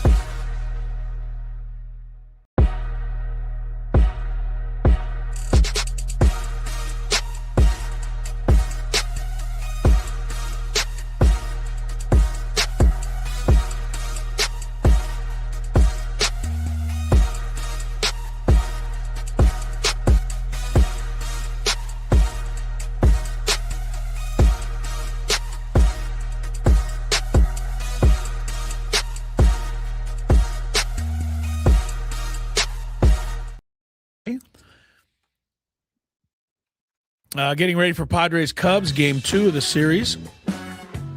Walker Buehler. And a pretty good pitcher for the Cubs, right-hander Edward Cabrera. I think it's Edward. I think so too. Came over from the Marlins, from the Fish. Walker Buehler's probably the guy I trust the least at the moment. Don't mean that he's going to, have a bad or good game, but right? Marquez, I think, kind of has snuck past him in terms of being, having faith. Marquez is, I think, a little ahead of Buehler at the moment. Here's what Frank and I talked about yesterday. German Marquez, when he's good, he's good. When he's off, he's going to give up 4 runs. But 4 runs that he gave up Saturday to me was a win, and I'll tell you why. It keeps him in the game. It kept him in the game. He ended up being the winning pitcher, by the way. But he gave those runs up on 2 swings of the bat. The guy ripped the double, next guy home run. To me, a lot of guys, that would be it. They'd be done. He gave you 4 shutout innings after that. Yes, he did. That, to me, is impressive, and that's where I'm kind of starting to like German Marquez. How about this, though? We came up with this because German Marquez, innings 1 through 3, it's atrocious. He gives up so many runs. His batting average against is like 400. Okay. 4 through 6, he doesn't give up anything. Okay. So how about we take Walker Buehler, have him pitch the first 2 or 3 innings of the game? You're crazy. Because he's Walker Buehler through the first time through the lineup, great. Every time after that, not great. Use an opener. Yeah, the problem is, I know what you're trying to do here. You're gonna fixing everything. Yeah, you're the fixer. The fixer, yes. You're the guy we call in when there's a problem. The only reason I would say that I don't care for that idea is if German Marquez is struggling the first time through the order, you can bring him in the 4th inning, then he's going to struggle in the 4th, 5th, and 6th inning instead of the 1st, 2nd, and 3rd. Oh, I see. No, I was more saying because someone's going to get kicked out of the rotation at some point. Yeah. And Walker Buehler, anyway, it was just something we threw out into the air. I know, and I'm catching it and bringing it back out of the air. I think, look, I feel okay with Walker Buehler and German Marquez. I think they've both done more than what you could expect from 4 and 5 starters. And really, those guys are 6 and 7 starters that are filling in as 4 and 5 starters. Yes. Remember, Musgrove should be there. Pavetta should be there. Even Griffin Canning maybe should be there. Right? Well, that's who's going to be back, and they're going to have to make room for him at some point. Well, I think Waldron is the odd man out at the moment, but that could change. Don't disagree. We'll see what happens also when the bullpen gets healthy. When is Yuki Matsui coming back? I mean, he's got to be soon. It's got to be soon. And if he comes, I think he has to be back by May 4th. There's some sort of rule stipulation. That's another week. I don't want to send David Morgan down, but he's got options and he's not pitching great. They're going to have to make a decision or two there. Mm-hmm. How about Jeremiah Estrada? Probably coming off the injured list as well. A lot of decisions to make. All right, let's we got some Padre pen pals. We do. So people got some questions. Tony's the real expert, but Scraby and I both stayed at a Holiday Inn Express last night. Yes. So we'll see what we can do to help you out. From the 855 Get Ross Traffic Center. Injured? Demand justice. Demand Jurowitz. 855GetRoss.com. Having crashes to slow you down in San Diego, you don't need it. There's lots of cars. 183 is tough from just past the 52. Things bog down really bad past the 8. Really ease a bit as you head past the 0. The 805 South also tough. You're going to see brake lights from Balboa all the way to the 15. San Diego traffic, I'm Tiffany Whitstrom. This traffic report is brought to you by Frozen Ropes Baseball and Softball Training Facilities. Register for Frozen Ropes Baseball Summer League with 8 games and 8 practices for ages 6 to 12. And receive $50 off your registration fee at SanDiegoFrozenRopes.com. That's SanDiegoFrozenRopes.com.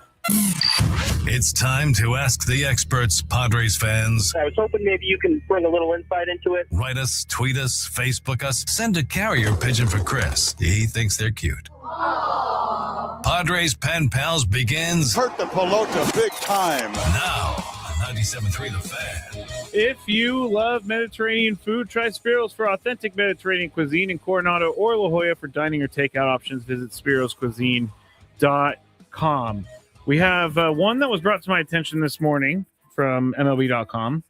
And we have one about Jake Cronenworth. And we have one about Luis Campusano. Yes, Chris. Can I do a special inserted question that I got today? Okay, of course. From a friend of mine. And I texted him the answer. Okay. But I think it's a question that a lot of people have today. Ask it. You want me to do it first? Yeah, let's do it first. All right. He asked, his name's Lance. Good guy. Lance said,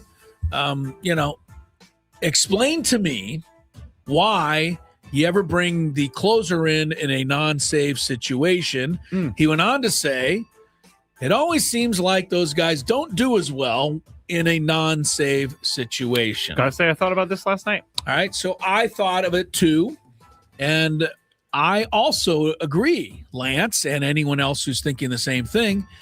It does seem like for whatever reason, closers they're not as locked in when they're up by 4 runs or 5. And, they're up by 3, it's lights out. Yep. So I got worried. And it turned out he gave up the 2 runs and the streak's over and blah, blah, blah. And we've already gone through why that happened. But here's what happened last night. And this is why I don't think you can't blame the Padres or Craig Stammen for this. The Padres led 8-5 with 2 outs in the bottom of the 8th inning and nobody on base. Right? There was one more out before Mason Miller comes in to get the save. So he's warming up like he's coming in. And then Gavin Sheets hit a home run. Now it's a 4-run game. But to me, Mason Miller's already ready, man. He's fired up. Yep. He's warmed up. He's kind of loose. I just don't think you sit him back down after that. You let him go pitch. And he is more important than, abiding by some sort of rule that you don't lose your closer in a 4-run game. That's why he pitched last night, because he is warmed up. They don't want to waste his warm-up. I'm with you. I mean, they've already said this year. I think it was the I almost said Steelers. The Pirates game. Steeler game. When it was like he was up 7 by 5. runs or 5. Okay. But that was also in Pittsburgh, and Craig Stammen said it was a homecoming thing. I was doing him a favor. Yeah, it was like a solid. But Craig Stammen did say, we had him warming. We're not going to just sit him down. When you're warming, you want those guys to come in, especially somebody like Mason Miller. And he had to be warming last night because you had a 3-run lead. Yes. Sheets ruined it with that home run. He did, and there was no one else up warming, so you didn't have anybody to put into the game. Just real quick get somebody up because it's a 4-run game now? Yeah. Yeah. Like it's all Gavin Sheets' fake an injury to get some warm-up time. Holy Sheets, you're killing the deal. He is. Stop hitting home runs. That's a good question, though. I think people definitely. I think a lot of people had that same question, so that's why that's the answer as I see it. All right, that's a good question, Lance. Let's go to this one because it was brought to my attention by a listener this morning. MLB.com put an article out that had anonymous executives vote on several things after 1 month of baseball.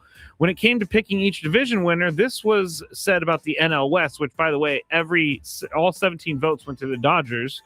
One anonymous NL executive said, quote, "Do we really need to ask this question?"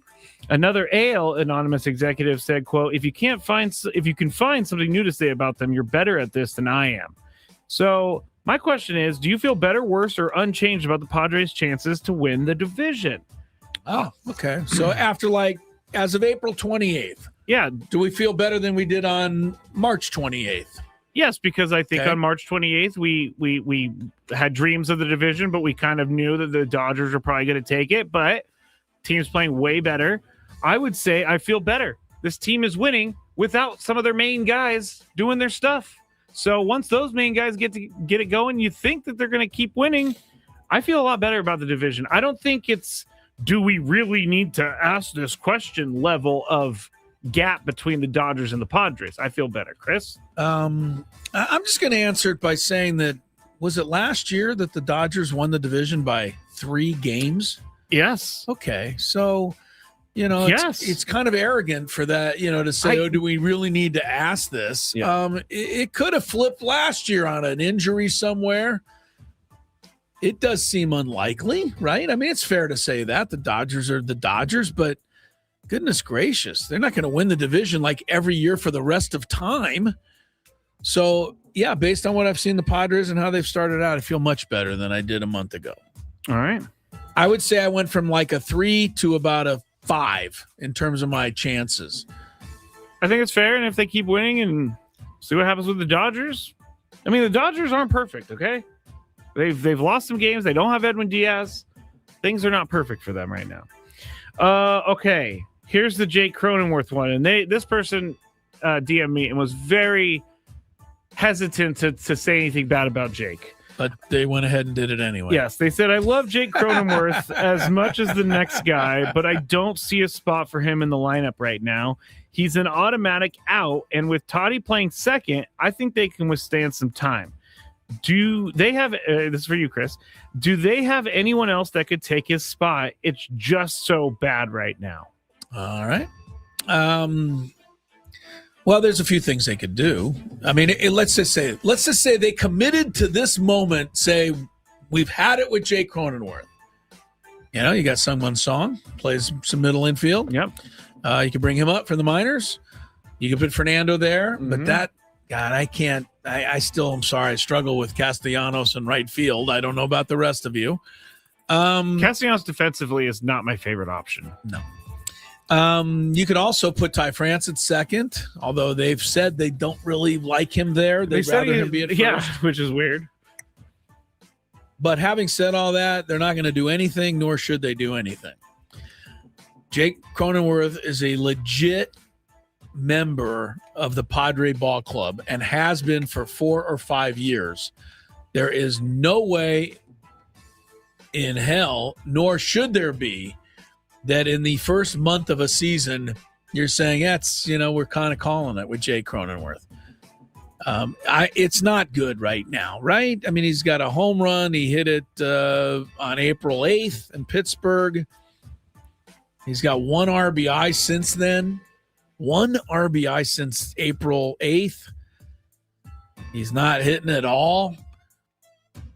But I think you got to believe a little bit of the back of the baseball card, at least still now. You asked me this on May 31st, maybe I'll be hesitant or a little less hesitant, but Jake Cronenworth's career OPS is 737. That's 237 points higher than it is now. I believe he's going to get a lot of that back. Just get going here in May. And I'll be honest with you, if Jake never got a hit, which would be probably grounds for dismissal, but if he never got a hit, he's playing third base tonight for Manny. He plays second. He can play short for Bogey. And he can play first. He plays first. He can play every position on the plays infield. Every darn infield position, and his hitting does not affect his fielding. He goes out there and gives you everything he's got every night. I'm such a fan, but I'll be honest, I'm worried a little bit. I'll be honest, I'm worried. 155 is not what I expected to see. No, and the reason he's not going anywhere is because he is a part of this team, and he has a contract that they are not going to send him to the minor leagues. But, it is bad right now. You have to be a little bit more patient. You do. I don't like seeing him strike out. No one does. But here's what I'll say about Fernando playing second, because yesterday we were talking about this during the Braden show.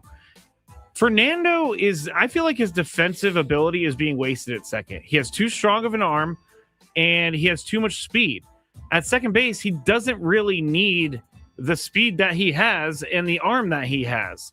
So I would much rather have him in right field than playing second base. You got to have him in right field most of the time. But I don't mind while Jake is struggling against left-handed pitching as it was last night. You put France at first and Fernando at second, and you rest Jake until he gets going. Boom. Got no problem with that. All right, next one. You know what? I got one more thought on Fernando real quick. Okay. Uh-oh. Did you see the game last night? Yeah, like all of it? Uh-oh. You know how much I love Dave Marcus. Yes. But he made Bob Scanlon put the star out there on that play. For Fernando Valenzuela, Fernando Tatis Jr., that was child's play. He ran back 3 steps. He's 6'4". He reached up and he caught the ball. Yeah. That was not a star play. I've literally seen him levitate on the field before. Come on, guys. I mean, they needed a star play last night. I guess they had one. Laureano in the first inning made an incredible play. True. Yeah, I disagreed with that star. I'm just being straight up on it, guys. Sorry. We should have asked Tony if he would have. I didn't think that was a star there. Yeah, I'm okay with this. It was an okay play, but I mean, it wasn't a star. I'm okay with this submission to Padres Pen Pals. All right. Last one I will ask is plain and simple. Is it time for Luis Campusano to be made the number 1 catcher? I'll go first because we all know how Chris feels about Luis Campusano. Well. And it's not going to happen. They're going to do the things that they are doing right now. They have a plan, and they're going to follow that plan. And it does not seem like they're going to alter the plan, even if someone is hitting the cover off the ball like Luis Campusano. So everybody, the catcher rotation is the catcher rotation for the time being. Chris? There's 2 things. 1, you're right. 2, and I have to tell myself this as well, because I'd like to see Campusano start getting a little more time, and he's in there tonight. But you don't know how Campusano is going to do if you start making him an everyday catcher as opposed to a 2 or 3 times a week catcher. It's a different animal entirely. Yes, it is. And they want the defense. They want the leadership. They want the ability to cut down the running game, which Fermin is giving them. I said it yesterday when I was upset with the lineup. I thought Campusano should have DH'd last night, and that would have got his bat in there an extra time. But, yeah, they're going to stick with this plan, and I don't blame them. If this continues, though, Campusano's hitting 360 in mid-May. Believe me, they're going to find a way to get him in. I want to give you the other guys that are really down on the OPS through the month of April. And you tell me if all the teams out there should give up on all these guys. Trevor Story, Mike Yastrzemski, Jarren Duran, Marcell Ozuna, Cedric Mullins, Alex Bohm. They're all in the same OPS neighborhood as one Jake Cronenworth. It's too early to be pulling the plug on any of these guys. Ezekiel Tovar's even close to Jake in OPS. It's too early. All right. We done? That's it for Padres Pen Pals. Chris versus the Fans next. 833-288-0973.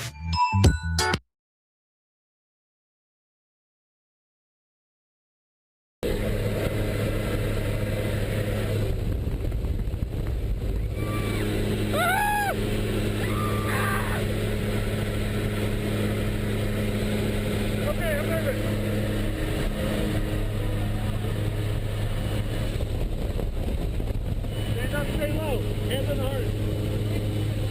Stay low.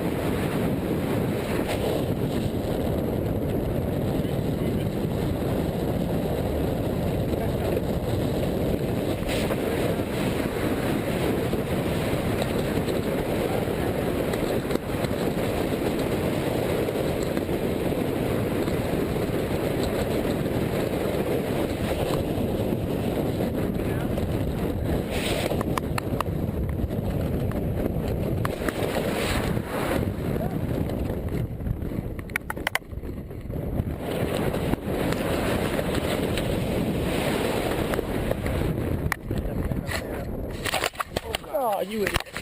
Right. Typical tandem student right there. I tried. I wrecked your good job, buddy. Fun, huh? You need help with anything?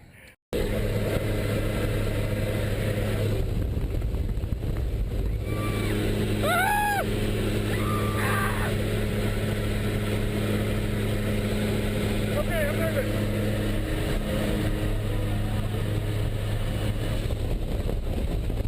Stand up, stay low. Hands on the heart. Stay low.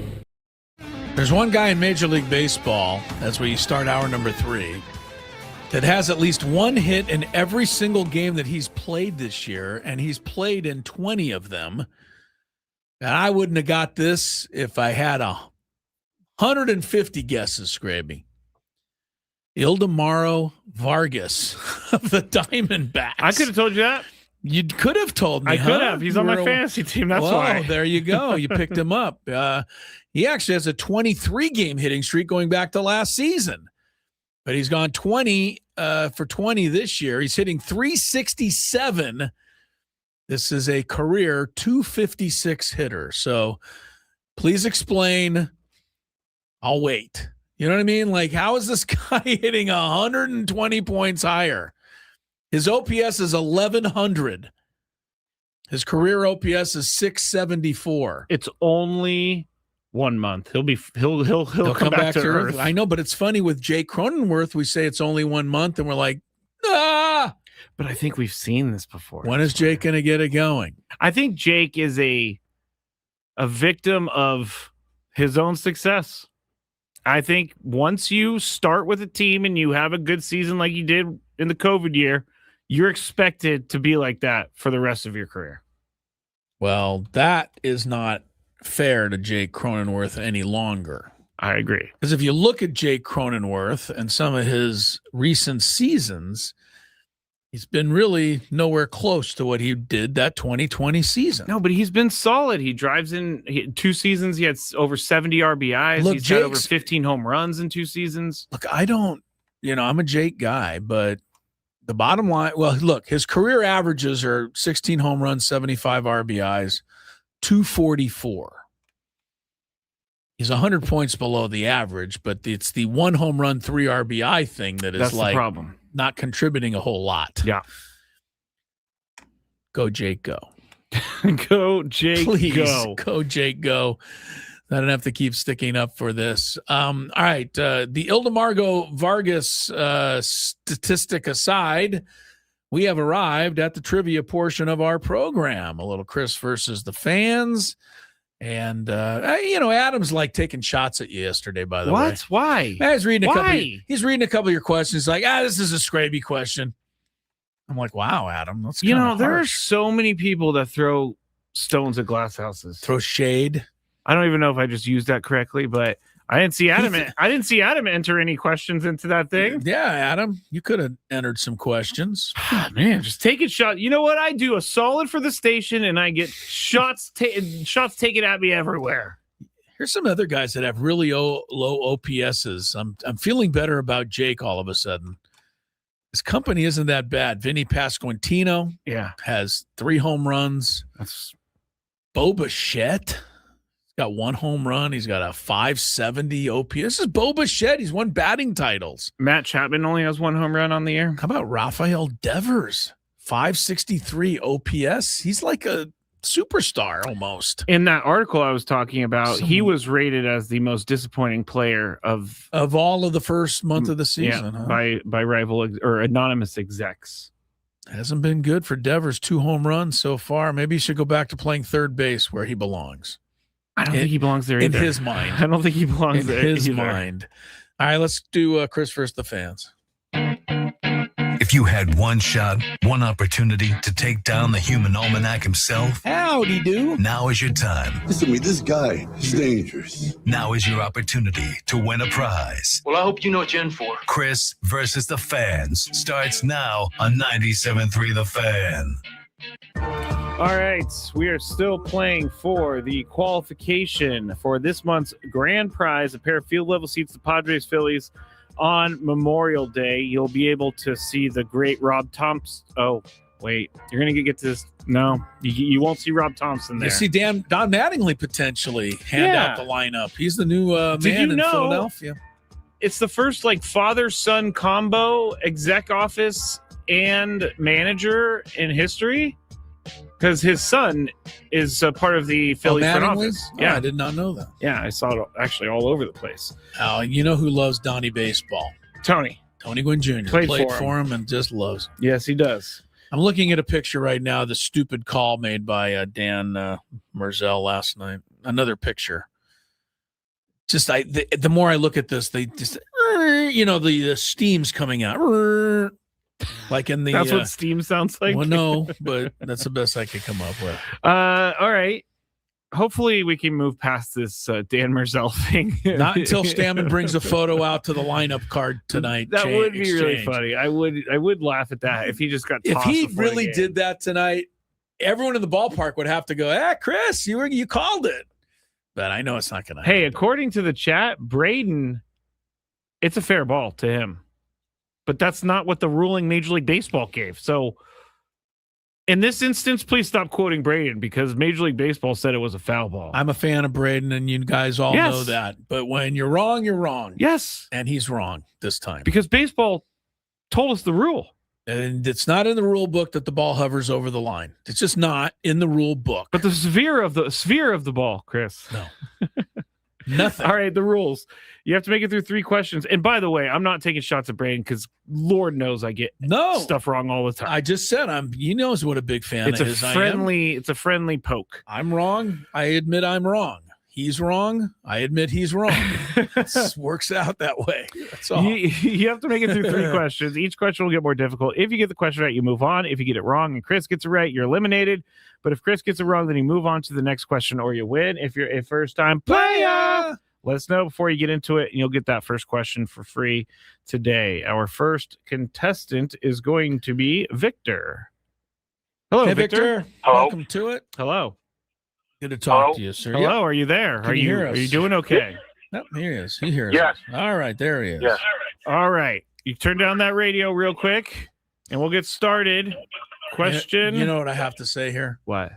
We're going to find out in a minute or two whether Victor will be the victor. Okay.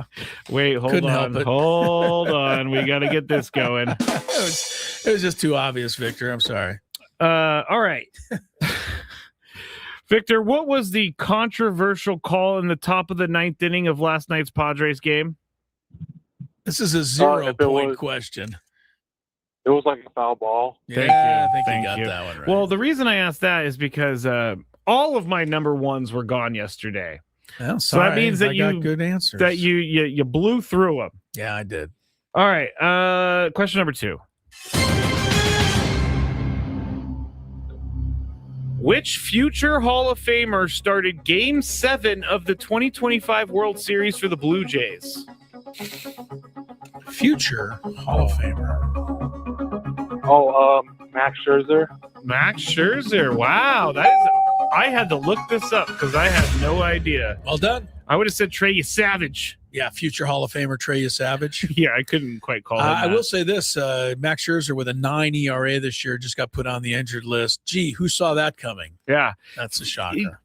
That is a shocker. But you know what's more shocking? What? The major league teams will still throw, $8 million at Max Scherzer. I like Max Scherzer. He's going to go to the Hall of Fame, but I don't like him anymore. I'm with you. I'm with you on that. So. I was in on the Padres going after him for like $1 million. But because he's hurt all the time. Did you see, by the way, before I forget, do you see Blake Snell got mad at some fans the other day for questioning his toughness? He said, "What do you want me to do? I can't control this." When you sit out half the year every single year, it becomes a question. I think Blake Snell just walks out tomorrow holding both of his Cy Young trophies and goes, that actually is pretty strong. That's pretty good comeback. Yeah, that's a good comeback. All right, here we go to question number 3 for Victor. Victor, I have this one. Victor going for the victory. Okay. Yeah, even Victor was like, that's stupid. Come on. Victor, since 2020, this is all 2020 and after, who was the last player to hit 3 home runs in a game in the playoffs since 2020? 3 home run game in the playoffs. Yes. Is it Ohtani? It is Ohtani. Wow. Victor rolls through the whole game. Clean sweeps this. Did he have a 4 home run game, Ohtani, in the playoffs? I don't Seemed think like he so. almost did. Stay there, Victor. Good job, Victor. That was really good. Yeah, I didn't even have time to cheat and look that up, man. You just nailed it. I think this was last year. Good job, man. By the way, I was joking when I said that. People think. What? I just said I didn't have time to cheat and look that up. You got it so quickly. I missed that, actually. Yeah, I was throwing a joke I in. missed that.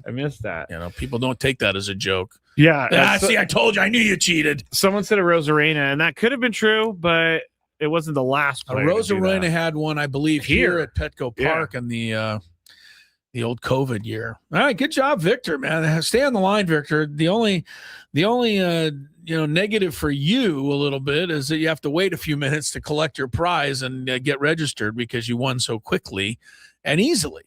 Right? Yeah, Victor. He was the victory. Yeah. Now I'm taking your bad jokes and going with it. He ran away with that. Good job. Good job. I honestly wouldn't have got it. Do you want to head to break, Chris? Because I have a story about a fellow radio person that I need your opinion on.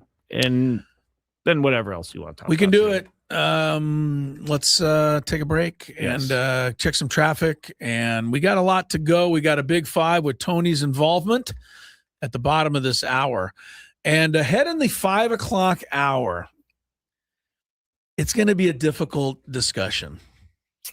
Why? But I'm just the guy to lead it. Oh, what? Yeah. I have no idea what you're talking about. It has to do with a certain Padres superstar. And how much longer should we have to call them a superstar? Oh, no, don't do it. I told you it's going to be a difficult discussion in the 5 o'clock hour. You don't want to miss it, Scraby. Don't do it. You don't want to miss it. By the way, Manny Machado news. He is available off the bench tonight. So that means he's not too hurt. Not starting. Little precautionary after he came up gimpy last night. Yes. Yes, he was a little gimpy. And then he was like, I'm not coming out of this game. Okay, maybe I will come out of this game. Ty France made a great play in the 7th inning and, saved the game, I thought. All right. We're not to the 5 o'clock discussion yet. You're getting some support already. We haven't even had the discussion yet. First, we'll take a break and check some traffic. For the most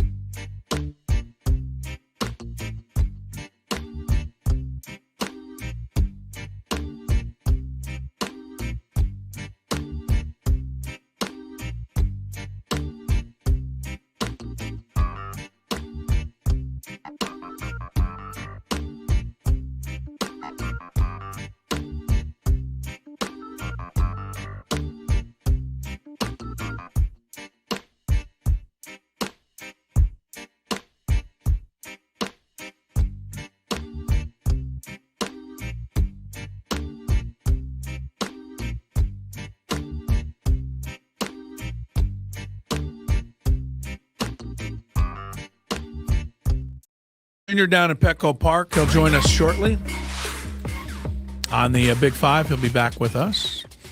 Scraby's here. We're in the Big Bill House Studios. We know how. And all guests on 97.3 The Fan. Join us on the SDCCU Fan Hotline. It's not big bank banking. It's better. There have been 12 3-home run games in baseball playoff history. 12. How many do you remember out there? Ohtani was the last one to do it, and that was the correct answer that Victor gave. I know one. I know you know one. Pablo Sandoval. That's always against one. Verlander in Game 1 of the 2014 World Series. You love or 2012. You love that one. I was living there. It was exciting. Yeah, no, it was good. The previous two 3-home run games to Ohtani were both Dodgers as well. Can you guess them? I don't know if you'd be able to get Chris Taylor and Kike Hernandez. No, I wouldn't have gotten those two guys. Yeah, how about that? They both did it. Sandoval, as you said, Albert Pujols did in the World Series for the Cardinals against the Rangers. Adrian Beltre. Here was a strange one. I do remember this. The game that sent the Angels to their first World Series ever in 2002, a middle infielder named Adam Kennedy hit 3 home runs in the last game to beat the Twins. I remember George Brett in 78 hit the third one off Goose up into the, well, maybe not. That wasn't the 3 home run game, but he had some monster shots off Goose in those days. The Yankees always beat the Royals, but Brett was pretty good. Reggie did it famously in the 77 World Series. Bob Robertson, a slugger for the Pirates. I don't think anybody remember him. 1971. Did it against your guys, the Gigantes, in the 71 NLCS. And then Babe Ruth guy did it. Might have heard of him. That guy? He did it twice. Interesting. All right, let's get to your story about somebody or other. Yeah, so I have two stories. The first one is kind of a joke story. And the second one is that March Madness is now going to be 76 teams. So we'll have to talk about that later. Don't think we have enough time right now. Yes, but can I just say? Yeah, go for it. Can I just say one sentence? Of course. How about just one word? Give me a sentence. I'm going to give you a word. Okay. Stupidity. How do you like that word? I have one word. Greed. Yeah, greedy. Yeah. Greedy. Yeah, they're just getting more money. This is not the best decision I for hate college basketball. I hate it. Everybody who's in college basketball hates it. Understand, too, that the 76 teams, so that's 8 more than are there now, those 8 slots are not going to be going to the mid-majors like the Aztecs or, people of that nature. It's just 8 more power conference teams that'll get in now. So like Auburn the 11th place team. Right. Instead of just the 10th place team in the SEC, they'll give the 11th and 12th will get in now. And it's also ridiculous because the women's tournament couldn't find 64 good enough teams. They found maybe like 32, but how are they going to find 12 more?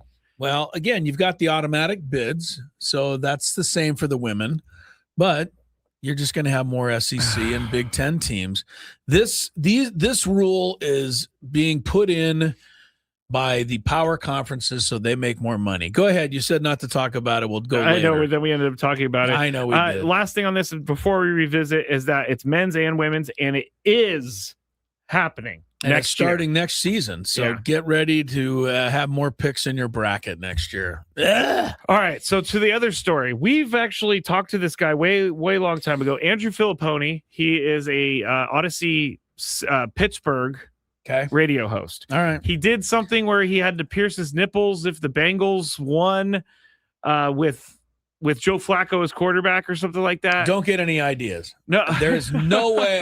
You could say that for a million years and I'd say no. He's the one who put that. He said, if the Bengals beat the Steelers with Joe Flacco as quarterback, I'll get my nipples pierced. Yeah. And they did. And he got his nipples pierced.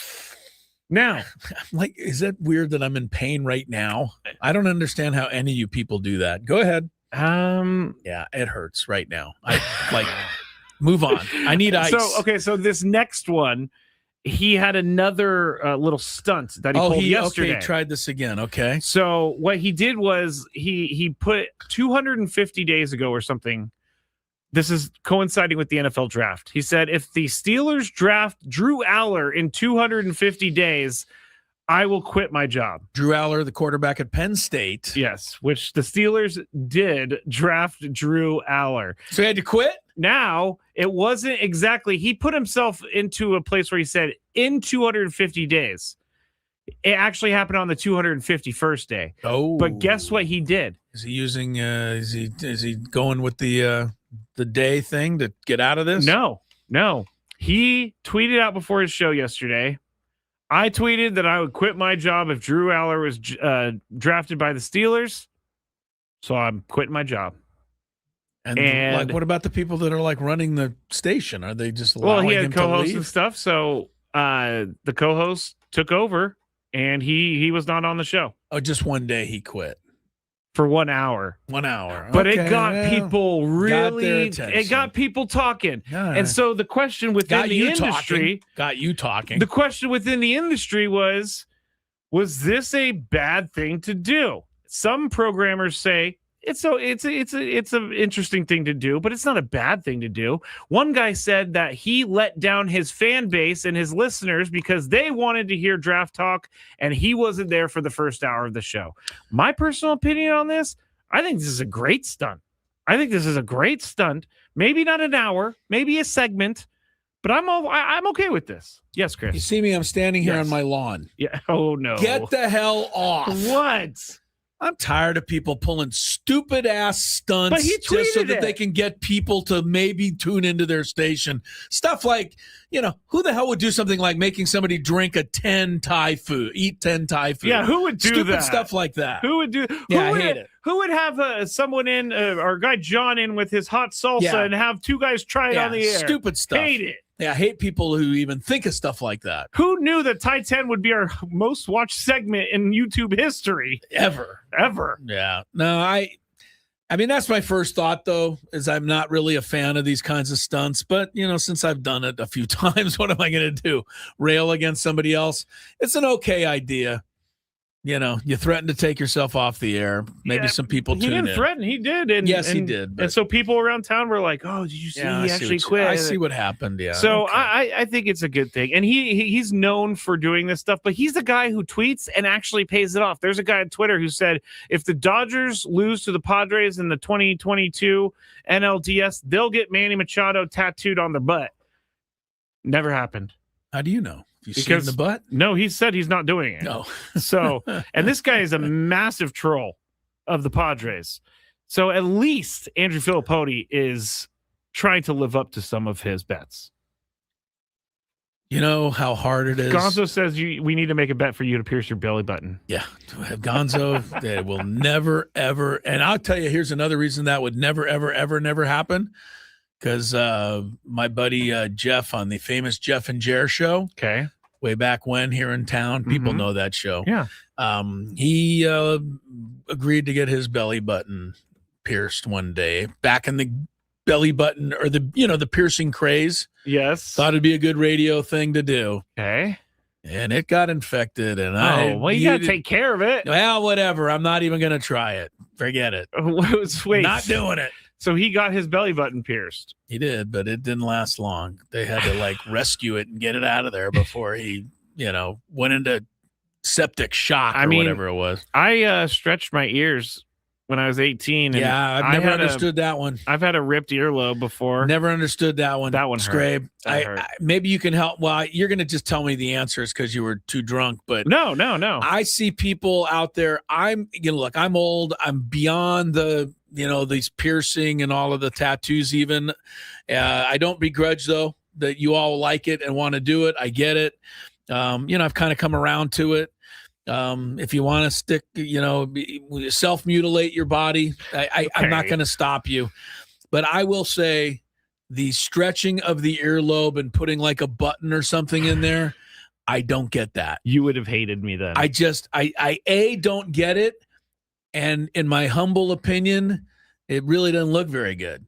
So those are my two negatives on that. I can I'm okay with people thinking it's not a good look, but I didn't care. I liked it. And I liked the process of doing it, but ripping my earlobe did not feel great. I don't get that one.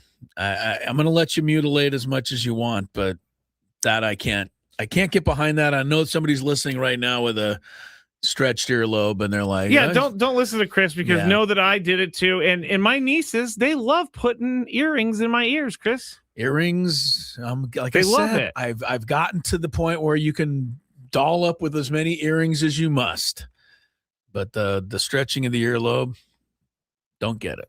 Oh, KG said something to me. He used to mess with his friends who had gauged ears by putting combo locks on them.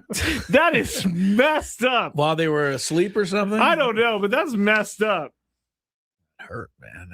I don't get the pain thing. Like, why? I can't explain that to you. Like, does anybody slam a door in their foot and go, God, I love that? No, you hate that. So why would you do stuff like that intentionally? Because that's not fun. I don't get it. Getting a tattoo, piercing, I guess that's fun. I guess. I don't know. I'll take how much is a tattoo? It can be a couple $100. Oh, right? Man, you can, depending on the artist. Right, yeah, it could be. You want to pay. In this case, you want to pay you more. Don't want somebody. Yeah, I'll keep the money and go have a nice, steak dinner somewhere. I might even take you, Scraby. Really? With the money we save. You would hate this, though, because I tried to get a tattoo of like a half sleeve tattoo on my arm, which would have been shoulder to elbow.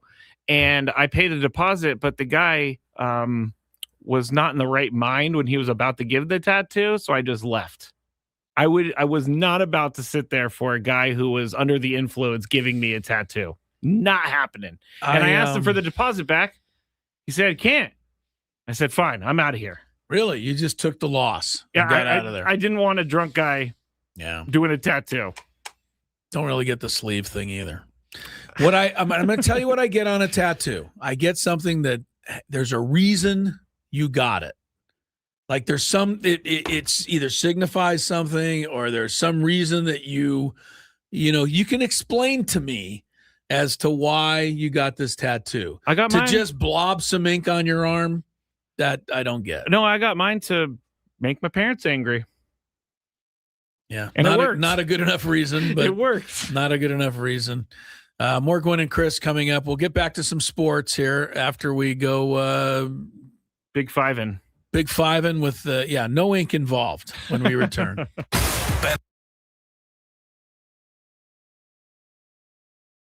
The gondola pulls in. Yeah. It goes very slow. Yeah, it slows down like for everybody. Really slow. As we're getting off, over to my left, there's a couple getting in the gondola, going up the mountain. So it's the opposite for them. They're standing there. The gondola comes up. The door opens. You step on. Well, there was a commotion. Uh-oh. There was a commotion. Someone fell. There was a commotion, and Lori goes, hey, there's a commotion. She said commotion? I don't think she said that, but we go kind of not hustling, but walking over there quickly. There's a lady who has fallen as she's trying to get into the gondola. She's now got one leg in the gondola. Oh, no! The other leg and body trapped underneath the gondola. 90. No, she's probably in her late 50s. How do I say this best? Oh, she's heavy set? She's in the shape of somebody who's in their 70s. You've got to rescue the poor lady. She's trapped under the gondola. Of course, as soon as she falls and there's the commotion, the guy running the station stops the gondola. Okay, I was going to ask. Which means everybody on the mountain and 4 miles away has to stop. Everybody has to stop while we try to extricate the lady from the gondola. Okay, let me ask you a question. Underneath the gondola. She's got one leg on the gondola. The rest of her body is underneath the gondola. And when I arrive to see what's going on, I'm kind of the first or second person there. You're a first responder? Pretty much. The guy running the gondola place is busy stopping traffic. Ride. Yeah. No, he's stopping the ride. Oh, okay. All right. So we're kind of first there. Lori's behind me. The lady's on her back. She's looking straight up in the air. And the only description I have is one of utter panic and utter terror combined with total helplessness. Oh, I thought you were going to say embarrassment. No, total helplessness.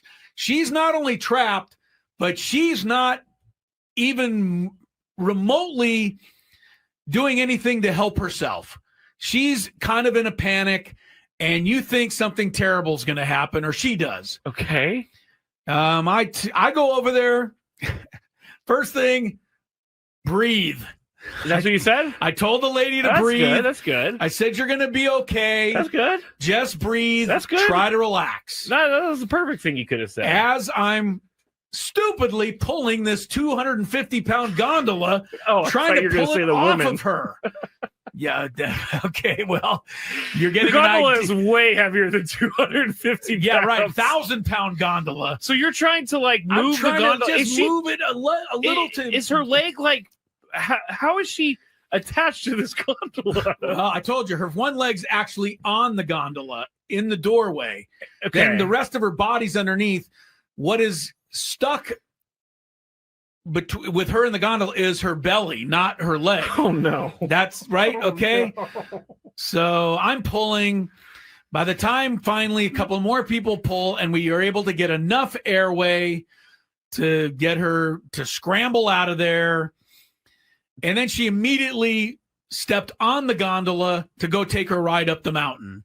And off she went. This is I felt like I saved her life. I really do. I honestly feel like I almost saved her life. I kind of will credit you with this. You know, she was, I think if I didn't tell her to breathe, I think she would have gone into some sort of shock or whatever you do. No, she was you're going right. into a You're right. panic, Scraby. You're She was going into absolutely an absolute panic.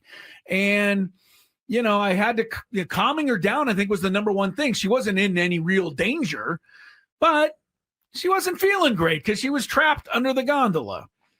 But the fact that you said her belly was... Yes, her belly, yeah. I'm telling you, Scrabe, it was a factor.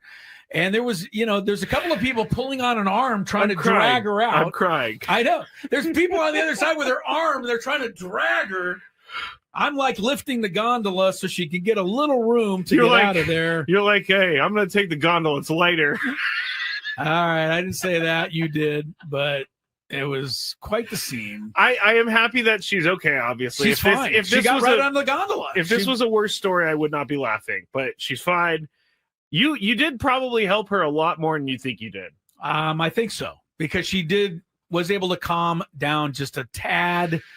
The gondola pulls in. Yeah. It goes very slow. Yeah, it slows down like for everybody. Really slow. As we're getting off, over to my left, there's a couple getting in the gondola. Okay. Going up the mountain. So it's the opposite for them. They're standing there. The gondola comes up. The door opens. You step on. Well, there was a commotion. Uh-oh. There was a commotion. Someone fell? There was a commotion, and Lori goes, hey, there's a commotion. She said commotion? I don't think she said that, but we go kind of not hustling, but walking over there quickly.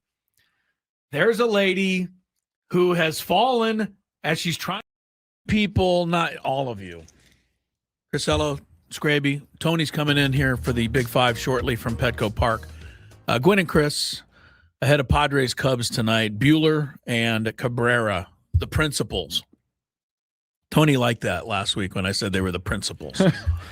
Again, another Vin Scully. Did you look up Marching and Chowder Society, by the way? I did, but it was kind of confusing. It was a little confusing? Yeah, I had to click on a few different things, but it's definitely there. Yeah, it's there. And like I said, if it was good enough for Vin Scully, like in my mind, I can use it. Yeah, I mean, I don't disagree. He's the greatest broadcaster of all time, Do not disagree on that one. But here's something that we just can't all out there seem to agree on. Was the call the worst call ever made last night on the fair foul chopper against Mason Miller in the ninth inning? Or was the call actually correct based on a little known rule that says all the ball has to do is being hovering over the line, any part of it? The sphere of the ball hovers over the chalk. It's a fair ball. And that has been the argument from many people who do not just do not want to accept. They cannot. They can't accept the fact that it was a foul ball only. And the umps, mainly Dan Merzel, just screwed it up. Hopefully this will be the final thing you need to hear.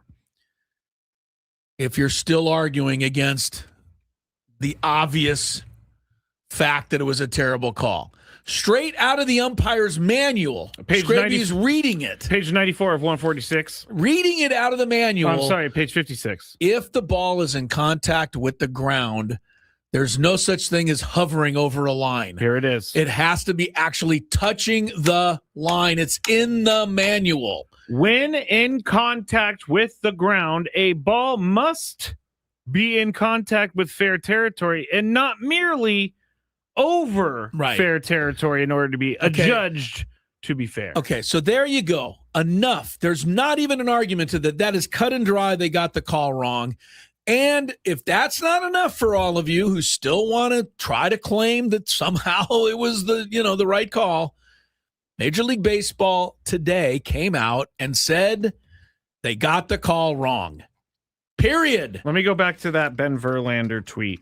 So for those of you who just want to keep arguing this just for the hell of it, have at it. Okay. But don't waste any more of my time with this or our time, because it was a bad call. It was flat out wrong. The umpire screwed it up. End of discussion. Apparently this was a huge part of Braden's show. And I don't want to take away from Braden's show, but I mean, Major League Baseball has acknowledged that an error was made by giving the rule. So if Braden's take was if the ball was hanging over fair territory, then it's a fair ball. That is not. It's just not right. What the rule book says. And that's all. And Braden keeps texting me and telling me that he was right. And Braden, I'm not arguing. I know you believe you're right, but the bottom line is the umpire manual says there's no hovering. And Baseball Today said they got the call wrong. So we need to move on. They got it wrong. Period. I don't think this guy on the internet that I'm looking at can move on. Yeah, I know. A lot of people just, for whatever reason, are going to hold on to this forever. I'm going to hold on to the fact that it was the worst call ever made in a baseball game. Period. And I can't even think of anything in football that compares to it, Scraby, where like, the field goal was 10 feet wide and the guy goes, it's good. You know what I mean? Like something like that. Or the guy it would be like a first down or something. Michael Jordan shoots a jumper. It clanks off the rim and bounces out of bounds. And they go, that's good. 2 points. Give it to him. 2. Good. On the chat, they're saying. But it didn't go in. Oh, I know, but it hovered over the rim. Hovered. Yeah. The sphere of the ball went through. They're saying it's possible they read an outdated version of the rule book, and that is possible because the rule has changed recently, according to people on the internet. Yeah, if you read an outdated rule book, just accept it, and it's the new rule book says that they got the call wrong, and if that's not enough, baseball said they got the call wrong. All right, let's go. We're going to go to the Big Five. Do you think we'll touch on this subject at all in the Big Five? I have a feeling we will. We will in a different type from a of way. Different angle. It's coming up right after traffic. From the 855 Get Ross Traffic Center. Injured? Demand justice. Demand Jurowitz. 855GetRoss.com. Slow San Diego on the 805 southbound with slowdowns from the 52. Things are a grind onto the 15. A crash on the 5 south. The final clearing stage is just before the 163, but that's what's got that 5 backed up to almost the 8. And then you're right on the 8 east, also quite heavy with traffic. I'm Tiffany Wittstrom. This traffic report is brought to you by Rivermark Medical. Rivermark Medical is conducting a Rapid 3 study for FlowStent, a minimally invasive device designed to relieve symptoms from BPH. Men 45 or older suffering from frequent, painful, or difficulty urinating may qualify. Learn more at rivermarkmedical.com. That's rivermarkmedical.com. It's that time of the show when we check on the latest in sports. Only the most important topics and questions are brought to light. Stop what you're doing and listen. These news stories will astound and amaze you. The one, the only. Oh my God, who the hell cares? The Big Five starts now on 97.3 The Fan. All right. We got a quick Big Five today, I think. So I'm just going to get right into it. And we are broadcasting live for the Bill House Studios where we know how. Number 5. I thought for a second last night we were going to see Craig Stammen get ejected for the first time in his managerial career when he was arguing the foul fair ball in the 9th inning.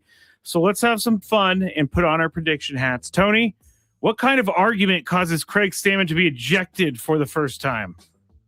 I would say maybe call it the plate or something like that. On the bases, I would say. So something that's like a bang play. I mean, I don't kind of understand the question. Like, what do you mean? Like last night, I thought he was going to get ejected over a fair foul ball. I'm not really asking you to like predict the exact moment, but what do you think will get him so angry that he will be ejected from the game? Because it seemed like he was kind of angry last night. Something like that, or maybe if they had turned the foul ball on Sunday into a fair ball that went foul that the Diamondbacks challenged, it'll be something like that he loses his lid on. I don't really know the exact play, but fair foul I think is a safe one. Yeah, for a second there, I was like, yes, he's doing it. Chris, do you know what kind of argument do you think Craig Stammen gets so mad that he gets ejected for? Well, we already talked about this. That was the worst call I've ever seen. So I don't know that. I don't know. I don't know that he's going to come across a worse call than that. So the only thing, to me, it's going to have to be at the tail end of a day when he feels like he's getting squeezed, either by the home plate umpire or a couple of calls don't go his way earlier in the game, and then it compounds itself, and then something like that happens.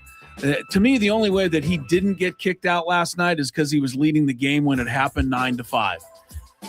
Because if that was the leadoff hitter in the inning or 10th inning, game on the line, or tying run, I almost think you got to kicked out. I just thought that was, we've talked about it already. I got nothing more to say. It was the worst call I've ever seen. We already went up and down one side and down the other on it. So, I think it'll be something like that, but it's going to have to be on top of a game's worth of stuff that he's frustrated by. That's a good call. The frustration, the game's worth of stuff. Number 4. Munetaka. It's Munetaka. Munetaka Murakami of the White Sox will be in town Friday to close out the so-called windy week at Petco Park. Through the first month, there are two apparent numbers emerging to tell us who Murakami is as a hitter. First, he struck out in 30.8% of his plate appearances, which puts him in the 12th percentile. He's also running a whiff rate of 38.5%, which is good enough for the second percentile. But he is in the 99th percentile in expected slugging percentage, average exit velocity, barrel rate, and his hard hit rate, all 99th percentile. So basically, he swings and misses a lot, but he also kills the ball when he hits it. Chris, is this sustainable for him? I don't know. I haven't seen him long enough. I will say this. It would seem to me in this world of analytics, being a whole lot more important than actual results, I would think this guy's the perfect hitter. He's absolutely perfect. This is exactly what they're looking for, isn't it? They're looking for guys that strike out a lot. They don't want them to put the ball in play and potentially make 2 outs. But when they hit the ball, they want it to go over the fence or at least be hit hard. To me, this is like an analytic manager team's dream. The only results he has are home run or strikeout. I mean, that's... He also does walk a little bit. Well, I'm just going to say that you throw the walk in, that's the third perfect outcome as far as analytics are concerned. So I'm looking forward to seeing him play. To me, I don't know. I mean, how many home runs has he hit on pitches that weren't mistakes? I mean, I just wonder. I haven't seen enough of him, but I got to assume if he swings and misses that much, he's probably only hitting when you make mistakes. So you better stay out of the middle of the plate, obviously. Tony, do you think all this is sustainable for Murakami? Yeah, I think it's sustainable. The league will start dogging him out at some point because he's a 3 true outcome guy. But I think because people are maybe surprised that he's hitting homers at the rate that he has, I think that's why we're having the conversation about him. I think I think the league will eventually, and when I say league, people who cover the league will eventually not like him as much because they will notice that he's going to punch, hit a homer, or walk. And, that's not all that fun to watch. But tell you what, for the White Sox, it's been a good signing so far. I mean, he's not a piece that I think you can basically stand on, but he certainly is a good addition to a team that's rebuilding right now, and you got to give him some credit for it. I think the White Sox are much, much, much better. Number 3. And he definitely helps. Players who cover their mouths when confronting an opponent will be sent off at this summer's World Cup, a new rule strengthened by FIFA and IFAB. Don't know what IFAB is, but it was a part of it. I need to say that. The change follows a February Champions League match where Real Madrid's Vinicius Junior, I think that's how you pronounce his name, allegedly was racially abused by Benfica's Gianluca Prestiani, who covered his mouth while speaking. I'm trying to be serious about this. The updated rule, unanimously agreed upon, allows for a red card sanction at the competition organizer's discretion. So if you look like you're saying bad things to an opponent, you're going to get a red card. And you're covering your mouth, you're going to get a red card. Tony, do you agree with this? Yeah, I agree with it. I mean, you can't, especially in this sport, it seems like it's kind of a habit of people to put their hand over their mouth and say racist things. So, yeah, send them off. If you even look like you could just be saying, hey, man, where you want to get this pizza at? You got your hand over your mouth. You got to go, sir. Take a hike. I told you I wanted Domino's. Chris, do you think this is the right move? It's sad that we have to, even put it in my mind. I mean, the fact that sportsmanship is so awful, and maybe, I don't want to blame soccer because I don't watch enough of it, but I do see more highlights of this kind of thing in soccer than any other sport.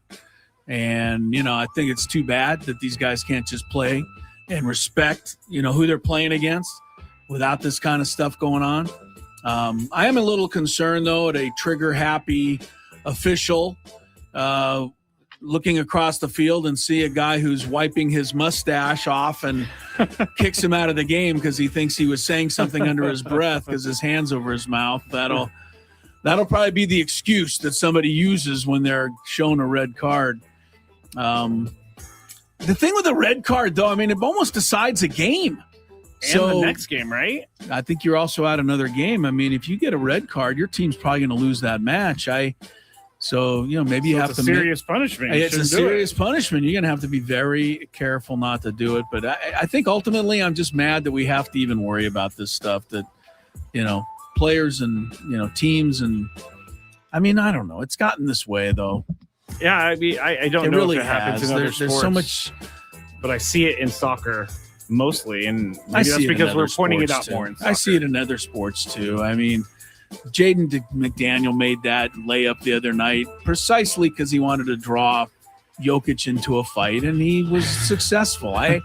This is what guys are doing out there. Dylan the Villain is somebody that people look up to now. I don't know. Little sportsmanship could go I don't think a long we way. should compare Dylan the Villain and Jaden McDaniels to these soccer players that are dropping whatever monkey or I think those are two separate things. If we're talking sportsmanship, fine, but this rule is specifically for soccer and the issues that they've been dealing with. Yeah, it's like, Number 2. Yeah, when he's Stop right, myself when, right there. When Tony's right, he's right. Just leave it be. Yeah. In the world of ABS, there have been some real benefits to it. We've seen it. Unless you're a player who can't figure out when the right time to challenge is, which we saw the Cubs do that yesterday. The Yankees players have instituted a system to penalize any player who commits an egregious challenge. And Jazz Chisholm Jr. is now $1,000 lighter in his wallet because he has been determined to have made 2 very bad challenges, which is a penalty of $500 each. I saw the challenges. They were really bad. They were fully in the zone. It was. So, Chris, do you think this would get players to stop challenging certain pitches? I don't know, because I mean, to me, the second Cub challenge last night was just selfishness. The player was struck out and he just didn't want to admit it. So, he had no chance of winning that, and that may have even cost them the game. I don't want to overstate it, but I don't know how many pitches after that that were, especially on the other side. When Ben Brown came into the game, he was throwing some nasty stuff on the corners, and he wasn't getting the calls, and he couldn't do anything about it. You've got to start saving a challenge. I've been saying it since the beginning of the year. You can't take these risks on a 1-1 pitch in the second inning. It's just not that important. It becomes much more important later on. Maybe you have to start finding guys, but it's usually emotion that takes over, I think, right? Yeah. Like, to me, if the batter thought about it for half a second, look at Matthew Boyd. He's trying it just because he's mad, costing his team. I don't even know what happened with Matthew Boyd. It was like some reaction that he had, just immediately challenged that pitch. Tony, do you think this would get players to stop challenging certain pitches, these fines? Yeah, $1,000 is a lot. I'll say this. I'll defend. Who was it yesterday that took the second challenge For the Cubs? Yeah. I can't remember, honestly, but it was a couple of guys on base. It was about the fifth inning, fourth inning. I'm gonna look it up. There's a couple guys on base, and it was it Bush. It might have been, but he it was struck out. Ballesteros. It was Ballesteros who hit the grand slam. Yeah. So I'll put the blame on Boyd. He's the one who challenged the pitch in the first inning. Yeah, no, he you're took right. the dumb one. Ballesteros literally was the reason why they had the lead, and so they should have had another challenge left. But either way, your point is well taken. Both stupid challenges. Boyd's is egregious, and he knew it was egregious. The moment he hit his hat and thought about it for a sec, he was like, "Oh, damn." That's why I don't know that they can have time to think about the fine. You know? yeah. Bang It's a him. reaction Bang him $1,000. And then it's I like, thought. dang. I mean, Jazz's was just. I mean, He was so could've- sure, might as too. well split the plate. Now, I don't even think he was sure. I think he challenged it just to challenge at that Just point. to be There's- annoying, there's- to be a There's nuisance. no way he could have thought that pitch was anything other than a strike. But who's to say? I'll But tell yeah, you one no, I thing. think I don't know that it's going to stop, guy. I think you're going to see that every once in a while. I don't think it's happened a whole lot. If you institute a fine package with the Padres, Freddie Fermin's wife's going to start getting upset because he's going to start costing her shopping money. Okay. He challenges way too many pitches early in the game, and even when it's right, it's still not worth it in my mind. Padres are 9th best, so it ain't that bad in the league. They do Okay. a pretty good job in all of baseball. I didn't say they don't. What I'm saying is that a risk in the second inning on a 1-1 pitch to make the count 1-2 is not risk being wrong about. That's my point. I don't think the risk the risk does not outweigh no the one reward. on base, like That's my thinking. I low get that you want the leverage pitch called right. I situation. get it. I do. But in the 8th inning, you've got to have a challenge left now. It's almost imperative. I don't think the Padres have ever been in a spot where they didn't have a challenge left, though. So I would say that they're using or taking whatever risk properly. If they still, I can't remember. I don't think they've ever been in an 8th inning without a challenge. You promise that the time it happens, you'll point out on the radio that I said, look out for this. Probably not, but yeah. Probably not. Yeah, no kidding. Spendthrift Farms thoroughbred trainer Mark Toothaker is going to attend the Kentucky Derby thanks to a bizarre coincidence, a missed field goal. While watching Monday Night Football in December, a whiffed kick by Younghoe Koo. You guys remember this? He hit the ground and fell instead of kicking the ball. Well, this guy laughed so hard watching this kick that he had a seizure. And Koo's tripped attempt made him go to the hospital. A CT scan revealed a tennis ball-sized brain tumor, which was later successfully removed. And Toothaker was released without long-term damage, and he credits Koo with telling him, or with that kick, making him laugh so hard that he has a seizure. Where did you see this story? Because I saw it Associated and I was so confused on what was happening. The kicker saved my life. So much sense. It was a miracle, he says. So I'm going to go with you, Chris. Should Koo feel good because he saved a life?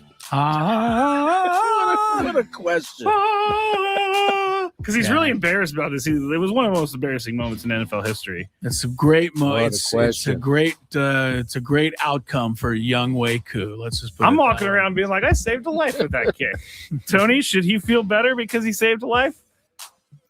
Sure. Thank yeah, you. I mean, Thank you. What are we If, supposed to answer? if- No, he's supposed to feel pretty bad about it. That would be fine too. I Yeah. wish that guy would have died and I hadn't have tripped up. No, he's probably and I'd thinking, have made man. the field goal, right? Yeah. He's probably thinking, man, this guy has a seizure bringing up my field goal again. Everybody just forgot about it, and now it's back in the news next to Mike Vrabel. I don't think he's tripping about the missed field goal. All right, we're gonna get you set for game He's two tripping on the field. between the Padres and the Literally. Cubs. When we get back here, happy hour 97.3 The Fan. This is Ben Higgins, and I'm with Jeff Jr., founder of Trajan Wealth. Jeff, why should people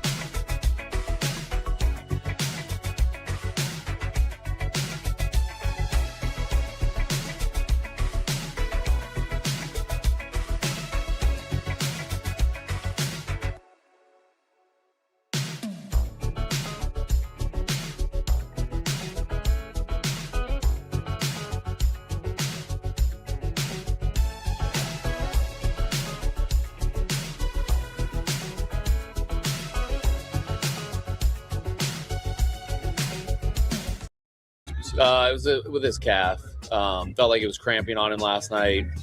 So just being precautious that it's not a pulled muscle or anything like that. But I don't think it is.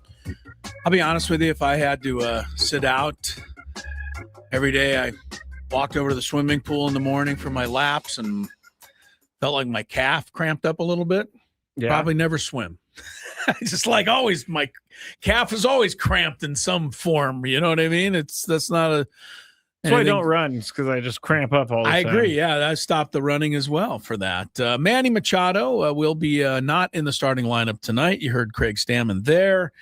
That is just a little bit ago at Petco Park. So you got the latest. Sam Levitt will have much more on all of it in the Padre pregame show coming up at 5:40 following our show. But Craig Stammen did go on to say that Manny would be available for pinch hitting duty tonight if necessary. Correct. I will take a guess, though, Scraby. What? Because I like to guess on stuff. I say Manny doesn't play tonight, and I say Manny doesn't play tomorrow afternoon either. I tend to agree with that. And then there's an off day Thursday. See how that works? He would end up getting 3 days to uncramp, as it were. Uncramp. Yeah. Anyway, maybe wrong. He might play tomorrow, but I they're going to err on the side of caution. And they should in the month of April. And they should. But Manny not in the lineup. But Jake Cronenworth, I know people are what? Well, he's playing third base for the first time in his career tonight. And I again, Ty France made that play last night. I'm like, put him back over at third and keep Jake at first. But they know more than me. Right? They certainly love Ty France at first, and I don't blame them. By necessity, they had to use him. He snagged the line drive last night, took away a base hit. By the way, we've talked about everything in the game last night except for that catch Ramon Laureano made in the first inning, which would have put him down 2-3 runs right off the bat. Yeah. What a catch that was. Came out of nowhere. Top Ramon has been just outstanding in the outfield, and it was a great win last night. We focused all of our attention on the worst call ever made in a baseball game, but it was a pretty, nice win again. The Padres, when they're down 2, 3, 4, 5 runs, like it's gimme a, ball game. Yeah. And they got down 5-3, no problem. Came back, win it. And unfortunately, Mason Miller's streak was over. Again, it's going to be, which is a little unfortunate because it's not totally fair. But as time goes by, let's say Mason Miller, we'll go back like a couple years ago. Remember Mason Miller set the Padre record? Oh, yeah, and the streak got broken because of that terrible call. Yes and no. I mean, it happened at the beginning of the inning. Who knows how the inning would have played out? They did get a couple of more hits and this and that. There was a wild pitch in there. Yep. But it feels like things started to go south for Mason after that egregious call by the umpires. Mason Miller streaks that ended last night, obviously the scoring streak, but also appearances without allowing 3 hits. 56 appearances. Appearances without a wild pitch, 60. Yeah. Everything came together for this streak to end. Look, the Cubs, and I'll tell you one thing, once it got to 9-5 with nobody out, got a little nerve-wracking. Nico Horner's a good hitter up there, and he got the fielder's choice on him. Yeah. Then you end up wild pitching in a second run, so you had to get a couple of big outs there to wrap up the game. But I was a little nervous because during the Braden show, I said, Mason Miller is going to be human one of these days, and then it happened to be the day that I said that. Well, it's hard because we don't think he can give up a run, but what we saw last night is just how easy it is to give up a run. Things and together. It doesn't always have to be anything major. No. I thought Swanson hit a line drive single to left field on a fastball. PCA kind of bounced one over there. I can't say that France would have got that had he been playing first base, because Sheets had to protect the line. That you have to protect the line. So I get that he wasn't there in the hole, but yeah, and then a simple ground ball runs in and the streak's over. But here's Craig Stammen anyway, because of course he was asked about the fair foul gate again, even though he answered it last night. It's okay. I want to hear him today. Maybe he's more mad today. it's a foul ball. I think everybody's kind of said it's a foul ball. Unfortunately, in that situation, the umpire's got to make a call, and he deemed it to be fair. And they're not perfect people either. They're umpires, and they make wrong calls. And just like a manager makes a wrong call or a wrong decision, and a player makes a bad decision whether to swing or to take. So it's part of what makes baseball great is it's not perfect, and we figure it out as we go. So while that was a big play with the scoreless inning streak on the line, it's just part of the game. No big deal. Some people had said, they were looking at the curvature of the ball hanging over the line, but it's the contact point from our understanding where it contacts the dirt that determines the position of the ball. Can you just help me make sure I'm right and if I'm seeing it the way it's supposed to be seen? Yeah, that's right. I think the ball has when the ball's on the ground, contact with the ground has to be on the line for it to be fair. And, by looking at replay and zoomed in cameras, we saw that it wasn't on the line. And that's all we need. Craig Stammen is he's a terrific guy. He is. He's never going to trash an umpire. So nice. He's too nice. And that's not a bad thing. I'm not saying it's a bad thing. He's got nothing to gain by coming out and being completely critical and, ripping them now. I can rip them because, we have been. That's my job is to rip stupid umpire calls. You've been trying to dox him all day. Yeah, Dan Merzel is his name, if anybody's wondering. I've mentioned it like 60 times a day. But no, here's the difference, though, because Craig's like, we all make mistakes. They're human, etc. Yes, they are in a judgment call. Mm-hmm. Was it safe or out? Was it was the tag in time? Do you know what I'm saying? You can miss those. It's that person's but it's when there's a line opinion. when there's a line on the ground and the ball is on that side of it, and that's his face foul. is on the ball. Yeah, that's not a forgivable mistake in my mind. And that's where I'm having trouble. Of course, I'm going to fit. Me, Scrape. I do the ref in the back. I miss calls. I make calls. They're judgment calls, though. If your foot's stepping on the out of bounds line, guess what? Tweet. We're going the other way. Tweet. You're standing out of bounds. That's just not a negotiable. So that's why I had a problem last night. That's interesting, too, because in basketball, it's like it would be like them calling it out of bounds, even though you have video evidence that never touched out of bounds. Hey, that's exactly what that would be. You're 100% right. It just hit me, but I mean, we can move forward from this. I may never move forward. I may never move forward. All of us know the rule now. All right. I said it about 40 minutes ago, and here we go. When we come back, final segment of the show today, it's going to be a difficult conversation to have. Sorry, but somebody's got to have it. Comes up after traffic. Gwynn and Chris continues. You can. What are we doing, guys? I'm going to see the museum for the first time ever. It's going to be sweet. See my dad's plaque. See where Trevor's plaque is going to be. It's going to be pretty dope.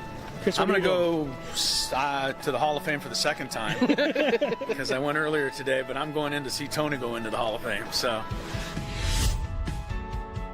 all the way straight and back left. Straight back left. Straight on that back wall.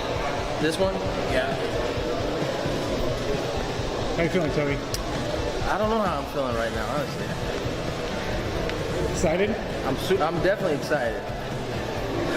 Hello, Eric. How you doing? Pretty good.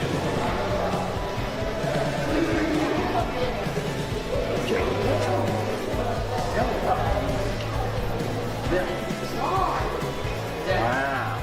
Just like I told you, next to the famous Barney Dreyfus and Leslie Wilkinson, whoever they are.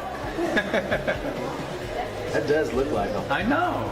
It's a good shot. They don't do them all that great. That one's good. Really good.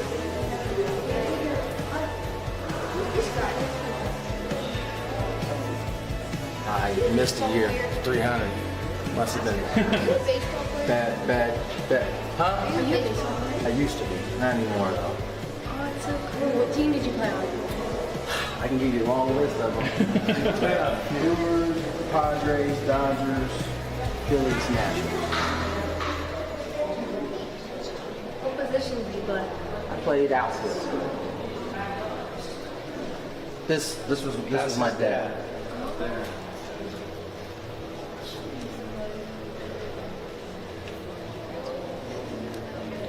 There's Dick Williams, Goose.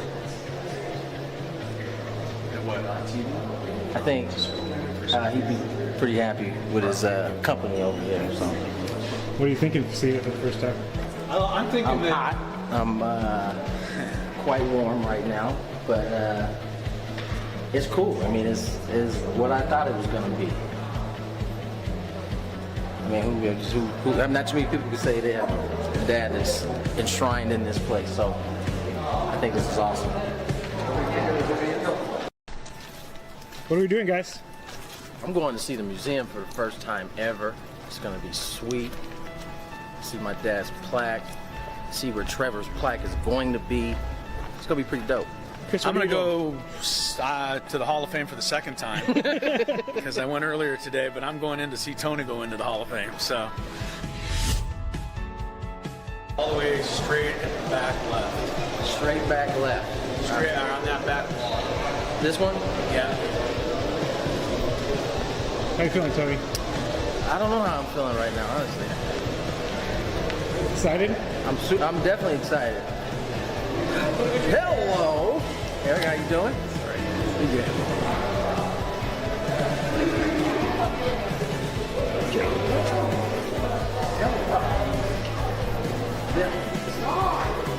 Wow. Just like I told you, next to the famous Barney Dreyfuss and Leslie Wilkinson, whoever they are. That does look like them. I know. It's a good shot. They don't do them all that great. That one's good. Really good.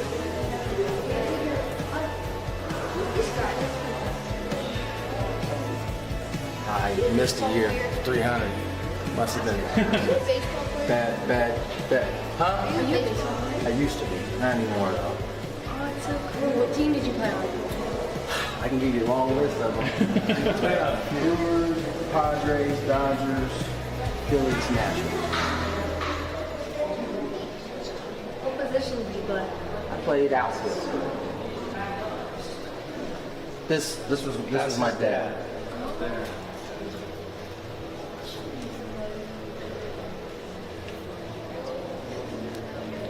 There's Dick Williams, Goose. I think he'd be pretty happy with his company over here. So. What are you thinking seeing it for the first time? I'm thinking I'm hot. I'm quite warm right now, but it's cool. I mean, it's what I thought it was going to be. I mean, not too many people can say they have a dad that's enshrined in this place, so I think this is awesome. What are we doing, guys? I'm going to see the museum for the first time ever. It's going to be sweet. See my dad's plaque. See where Trevor's plaque is going to be. It's going to be pretty dope. Chris, I'm going to go to the Hall of Fame for the second time because I went earlier today, but I'm going in to see Tony go into the Hall of Fame. So all the way straight and back left. Straight back left. Straight on that back wall. This one? Yeah. How you feeling, Tony? I don't know how I'm feeling right now, honestly. Excited? I'm definitely excited. Hello, Eric. How you doing? Pretty good.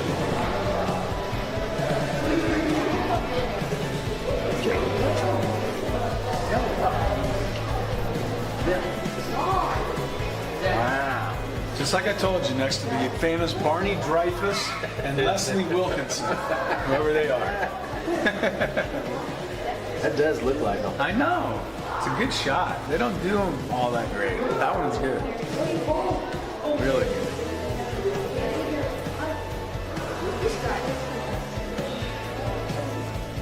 I missed a year.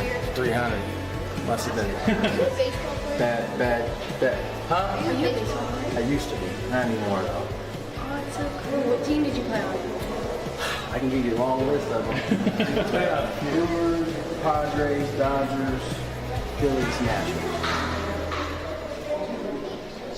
What position did you play? I feel like we're going to go into a hyperspace here in a moment. There you go. Yeah. All right, 5:19 is the time. Chris Ellis, Scraby here in the Odyssey Palace Studios, otherwise known as the Bill Howe Studios. We know how. Going to be sending it out to Sammy Levitt. Padre pregame show shortly. Happy hour here, brought to you by GL Pools, the company trusted by thousands of San Diegans to keep their pools sparkling, swim ready, and expertly maintained.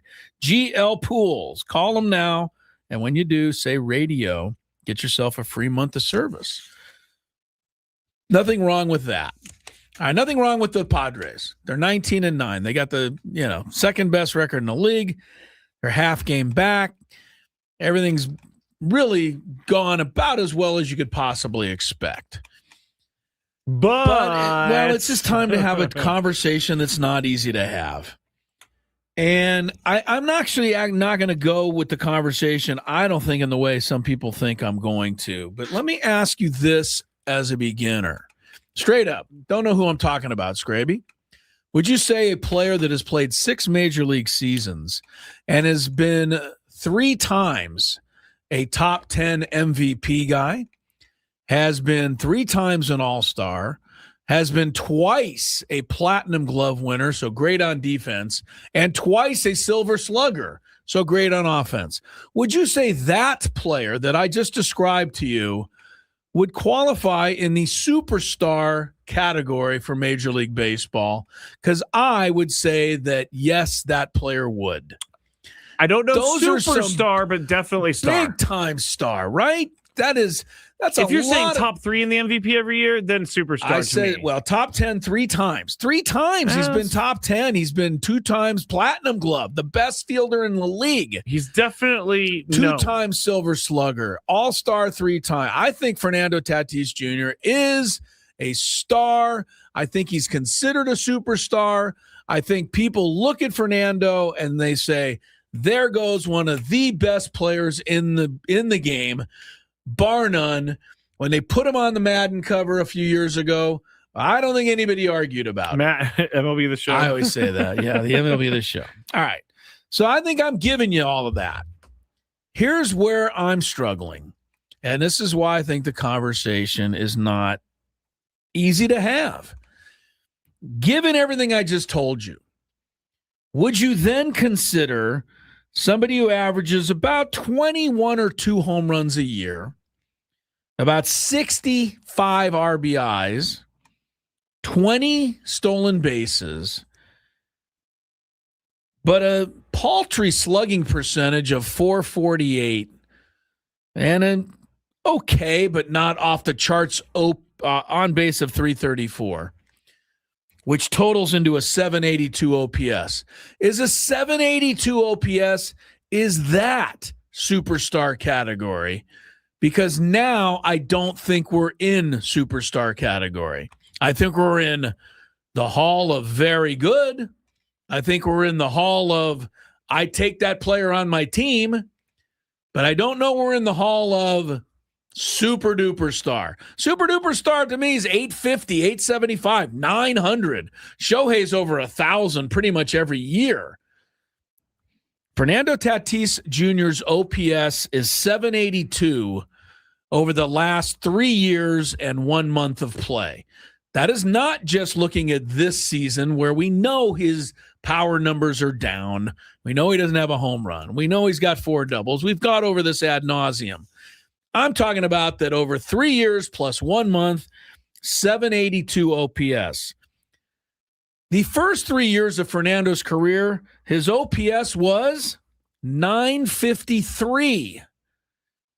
That's a 175-point difference. 953 superstar. 782. Here's my difficult thing to ask. How much longer do we all consider Fernando Tatis Jr. just simply one of the best, greatest superstar players in all of baseball? Or when do we just say he's in the hall of very, very good? That's what I'm posing to you. You think about it. You choose what you want and how you want to see Fernando. But I think this notion that he is just, cream of the crop, I think is a bit overrated until at least further notice. He certainly seems capable of ripping off a 15 home run month and stealing 20 bases and knocking in 50 runs and getting the average up to 315. But that's the kind of player people seem to be describing. I'm describing a player who has far less numbers than those would suggest. There is, and I hate to say this, but there is a line in the middle where the numbers change.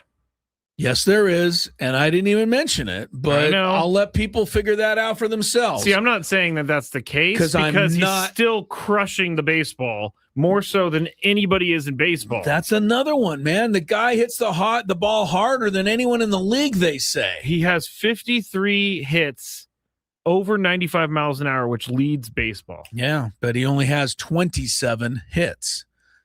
So that tells you the 26 of them, half of them have been caught by somebody. And that leads us to believe that he's hitting in bad luck. And that is why we need to wait until it plays out. I do think the bad luck thing can be a scapegoat. Maybe, but my point is I'm not talking about just this year, Scrabe, because his OPS this year is 631. That's even 150 points lower than the one I'm talking about. There's no chance in my mind he finishes the season under 700. He can't. So 631 is, we're not even having the discussion. But we're having a discussion because the last 3+ years, the OPS is 782, which is the Hall of Very Good. Don't get me wrong. I'm not saying, if you're going to sit here and say, oh, Chris, Fernando hit 2 home runs tonight and you said he's terrible. I absolutely didn't say he's terrible. I absolutely said he's in the Hall of Very, Very Good. He's a Platinum Glove winner. Just that alone puts him in the Hall of Very, Very Good. But I can't put him in the Hall of Champions of, cream of the crop, best player in baseball based on those statistics over the last 3 years. He finished 8th in the MVP balloting last year. He had a good season. If he's finishing 8th in the MVP balloting and he's been top 10 3 times, that's why. How many other guys on the team have been top 10 3 times? He finished ahead of Pete Alonso. He finished ahead of Yelich. He finished ahead of Freddie Freeman. He finished ahead of Manny. He finished ahead of Matt Olson. Finished ahead of Ellie De La Cruz. What should he have? I'm just asking, Scraby. I'm not saying one way or the other. It's not a question that is not being asked because it is being asked by people out there.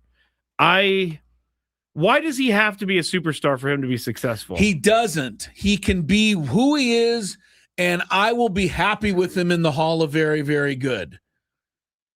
But if that's where he is, then let's stop considering him one of the best, pure, outstanding, right there at the top players in the game. He's not. The other thing that's all I'm saying. The other thing that comes to me is, like, if the Padres got rid of him, how many teams are lining up for him? Everybody. Exactly. Everybody. And because they all think he's the greatest player ever to play the game. Cole says it. I'm taking a little closer look at it, telling you I don't see that. I think, Cole's onto something here. He said it's sad because he was a superstar. And that is sad because that's how he got introduced to Fernando Tatis Jr. was a guy who was doing everything. He was tagging up on an infield fly and scoring, and we've seen it before. So that's why we keep thinking he is that guy, but he's not Aaron Judge right now. It almost made me, I don't want to say this, but it almost made me a little bit kind of sad to an extent last night that we had to give him a star for a catch that was just pretty That's easy. not on him. That's on Dave Marcus. Okay. Dave Marcus is the one who hits the button. But it's almost as if it's like, we have to make him just better than he truly is. I don't know. This is a tough discussion, and I guarantee you when he starts clobbering the ball and doing Fernando things like we haven't seen in a while, I'm going to take an earful from everybody. But that's you're not okay. saying anything That's that okay. hasn't been said in the fan groups around Padres baseball. So it's not but that doesn't mean that they're being said. Well, number one, it doesn't mean that they're right. The fan groups are the fan groups. So yeah, but what I'm saying is no one can blame you. I'm just somebody will. Well, it is fun. Somebody will. It is fun. I got blamed earlier for something. I can't remember what it was, but let's be honest, man. If he could get that home run in there and get it done, that would make everybody feel a little better. The home run thing is strange. Can I tell you one thing that my friend Mike said today while we were golfing? Golovko?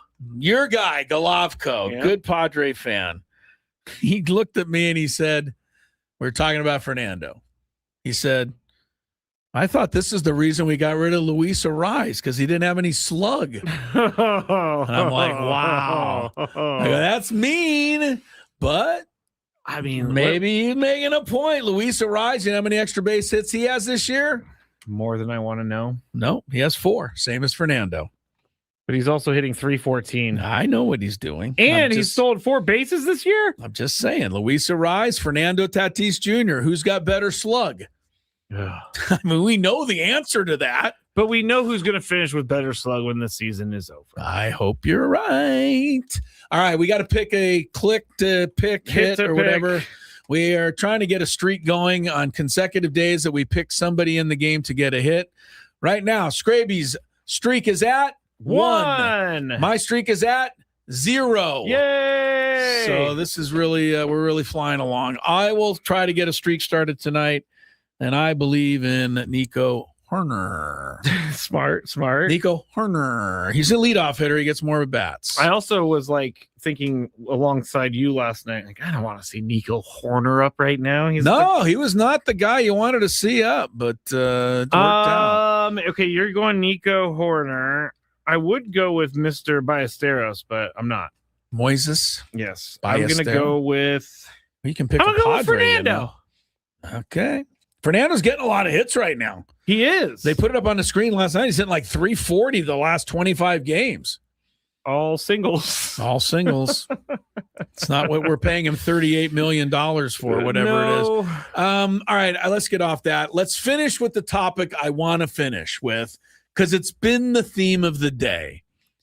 Foul ball. That is our friends, the umpires. Oh, no. This message is for them before we leave today, Scrape. Oh, no. I think it's imperative we point out to the umpires working the game tonight that little white stuff that's on the field that extends out from home plate. One goes in the direction kind of to the left. One goes in the direction kind of to the right. Makes like a V? Makes a bit of a V type formation if you're standing on home plate. Okay, umpires, those lines they're called chalk because they're actually put down with stuff that is actual chalk. Oh, they grind up chalk? Yes, it's chalk. It's limestone. It's chalk. It comes out of the machine. It's chalk, and what it's there for. It's actually very cool when you watch them do what it. it's there for, so the umpires understand what it's there for is to determine whether the ball is in play or not. Oh.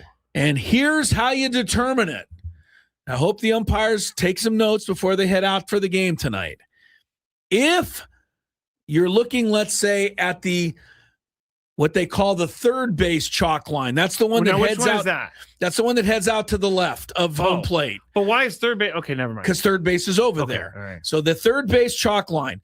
Let's say we're looking at that one. Any ball that is either right on that line or to the right of that line is deemed a fair ball. That's in play. But what about the sphere of the ball? Stop it.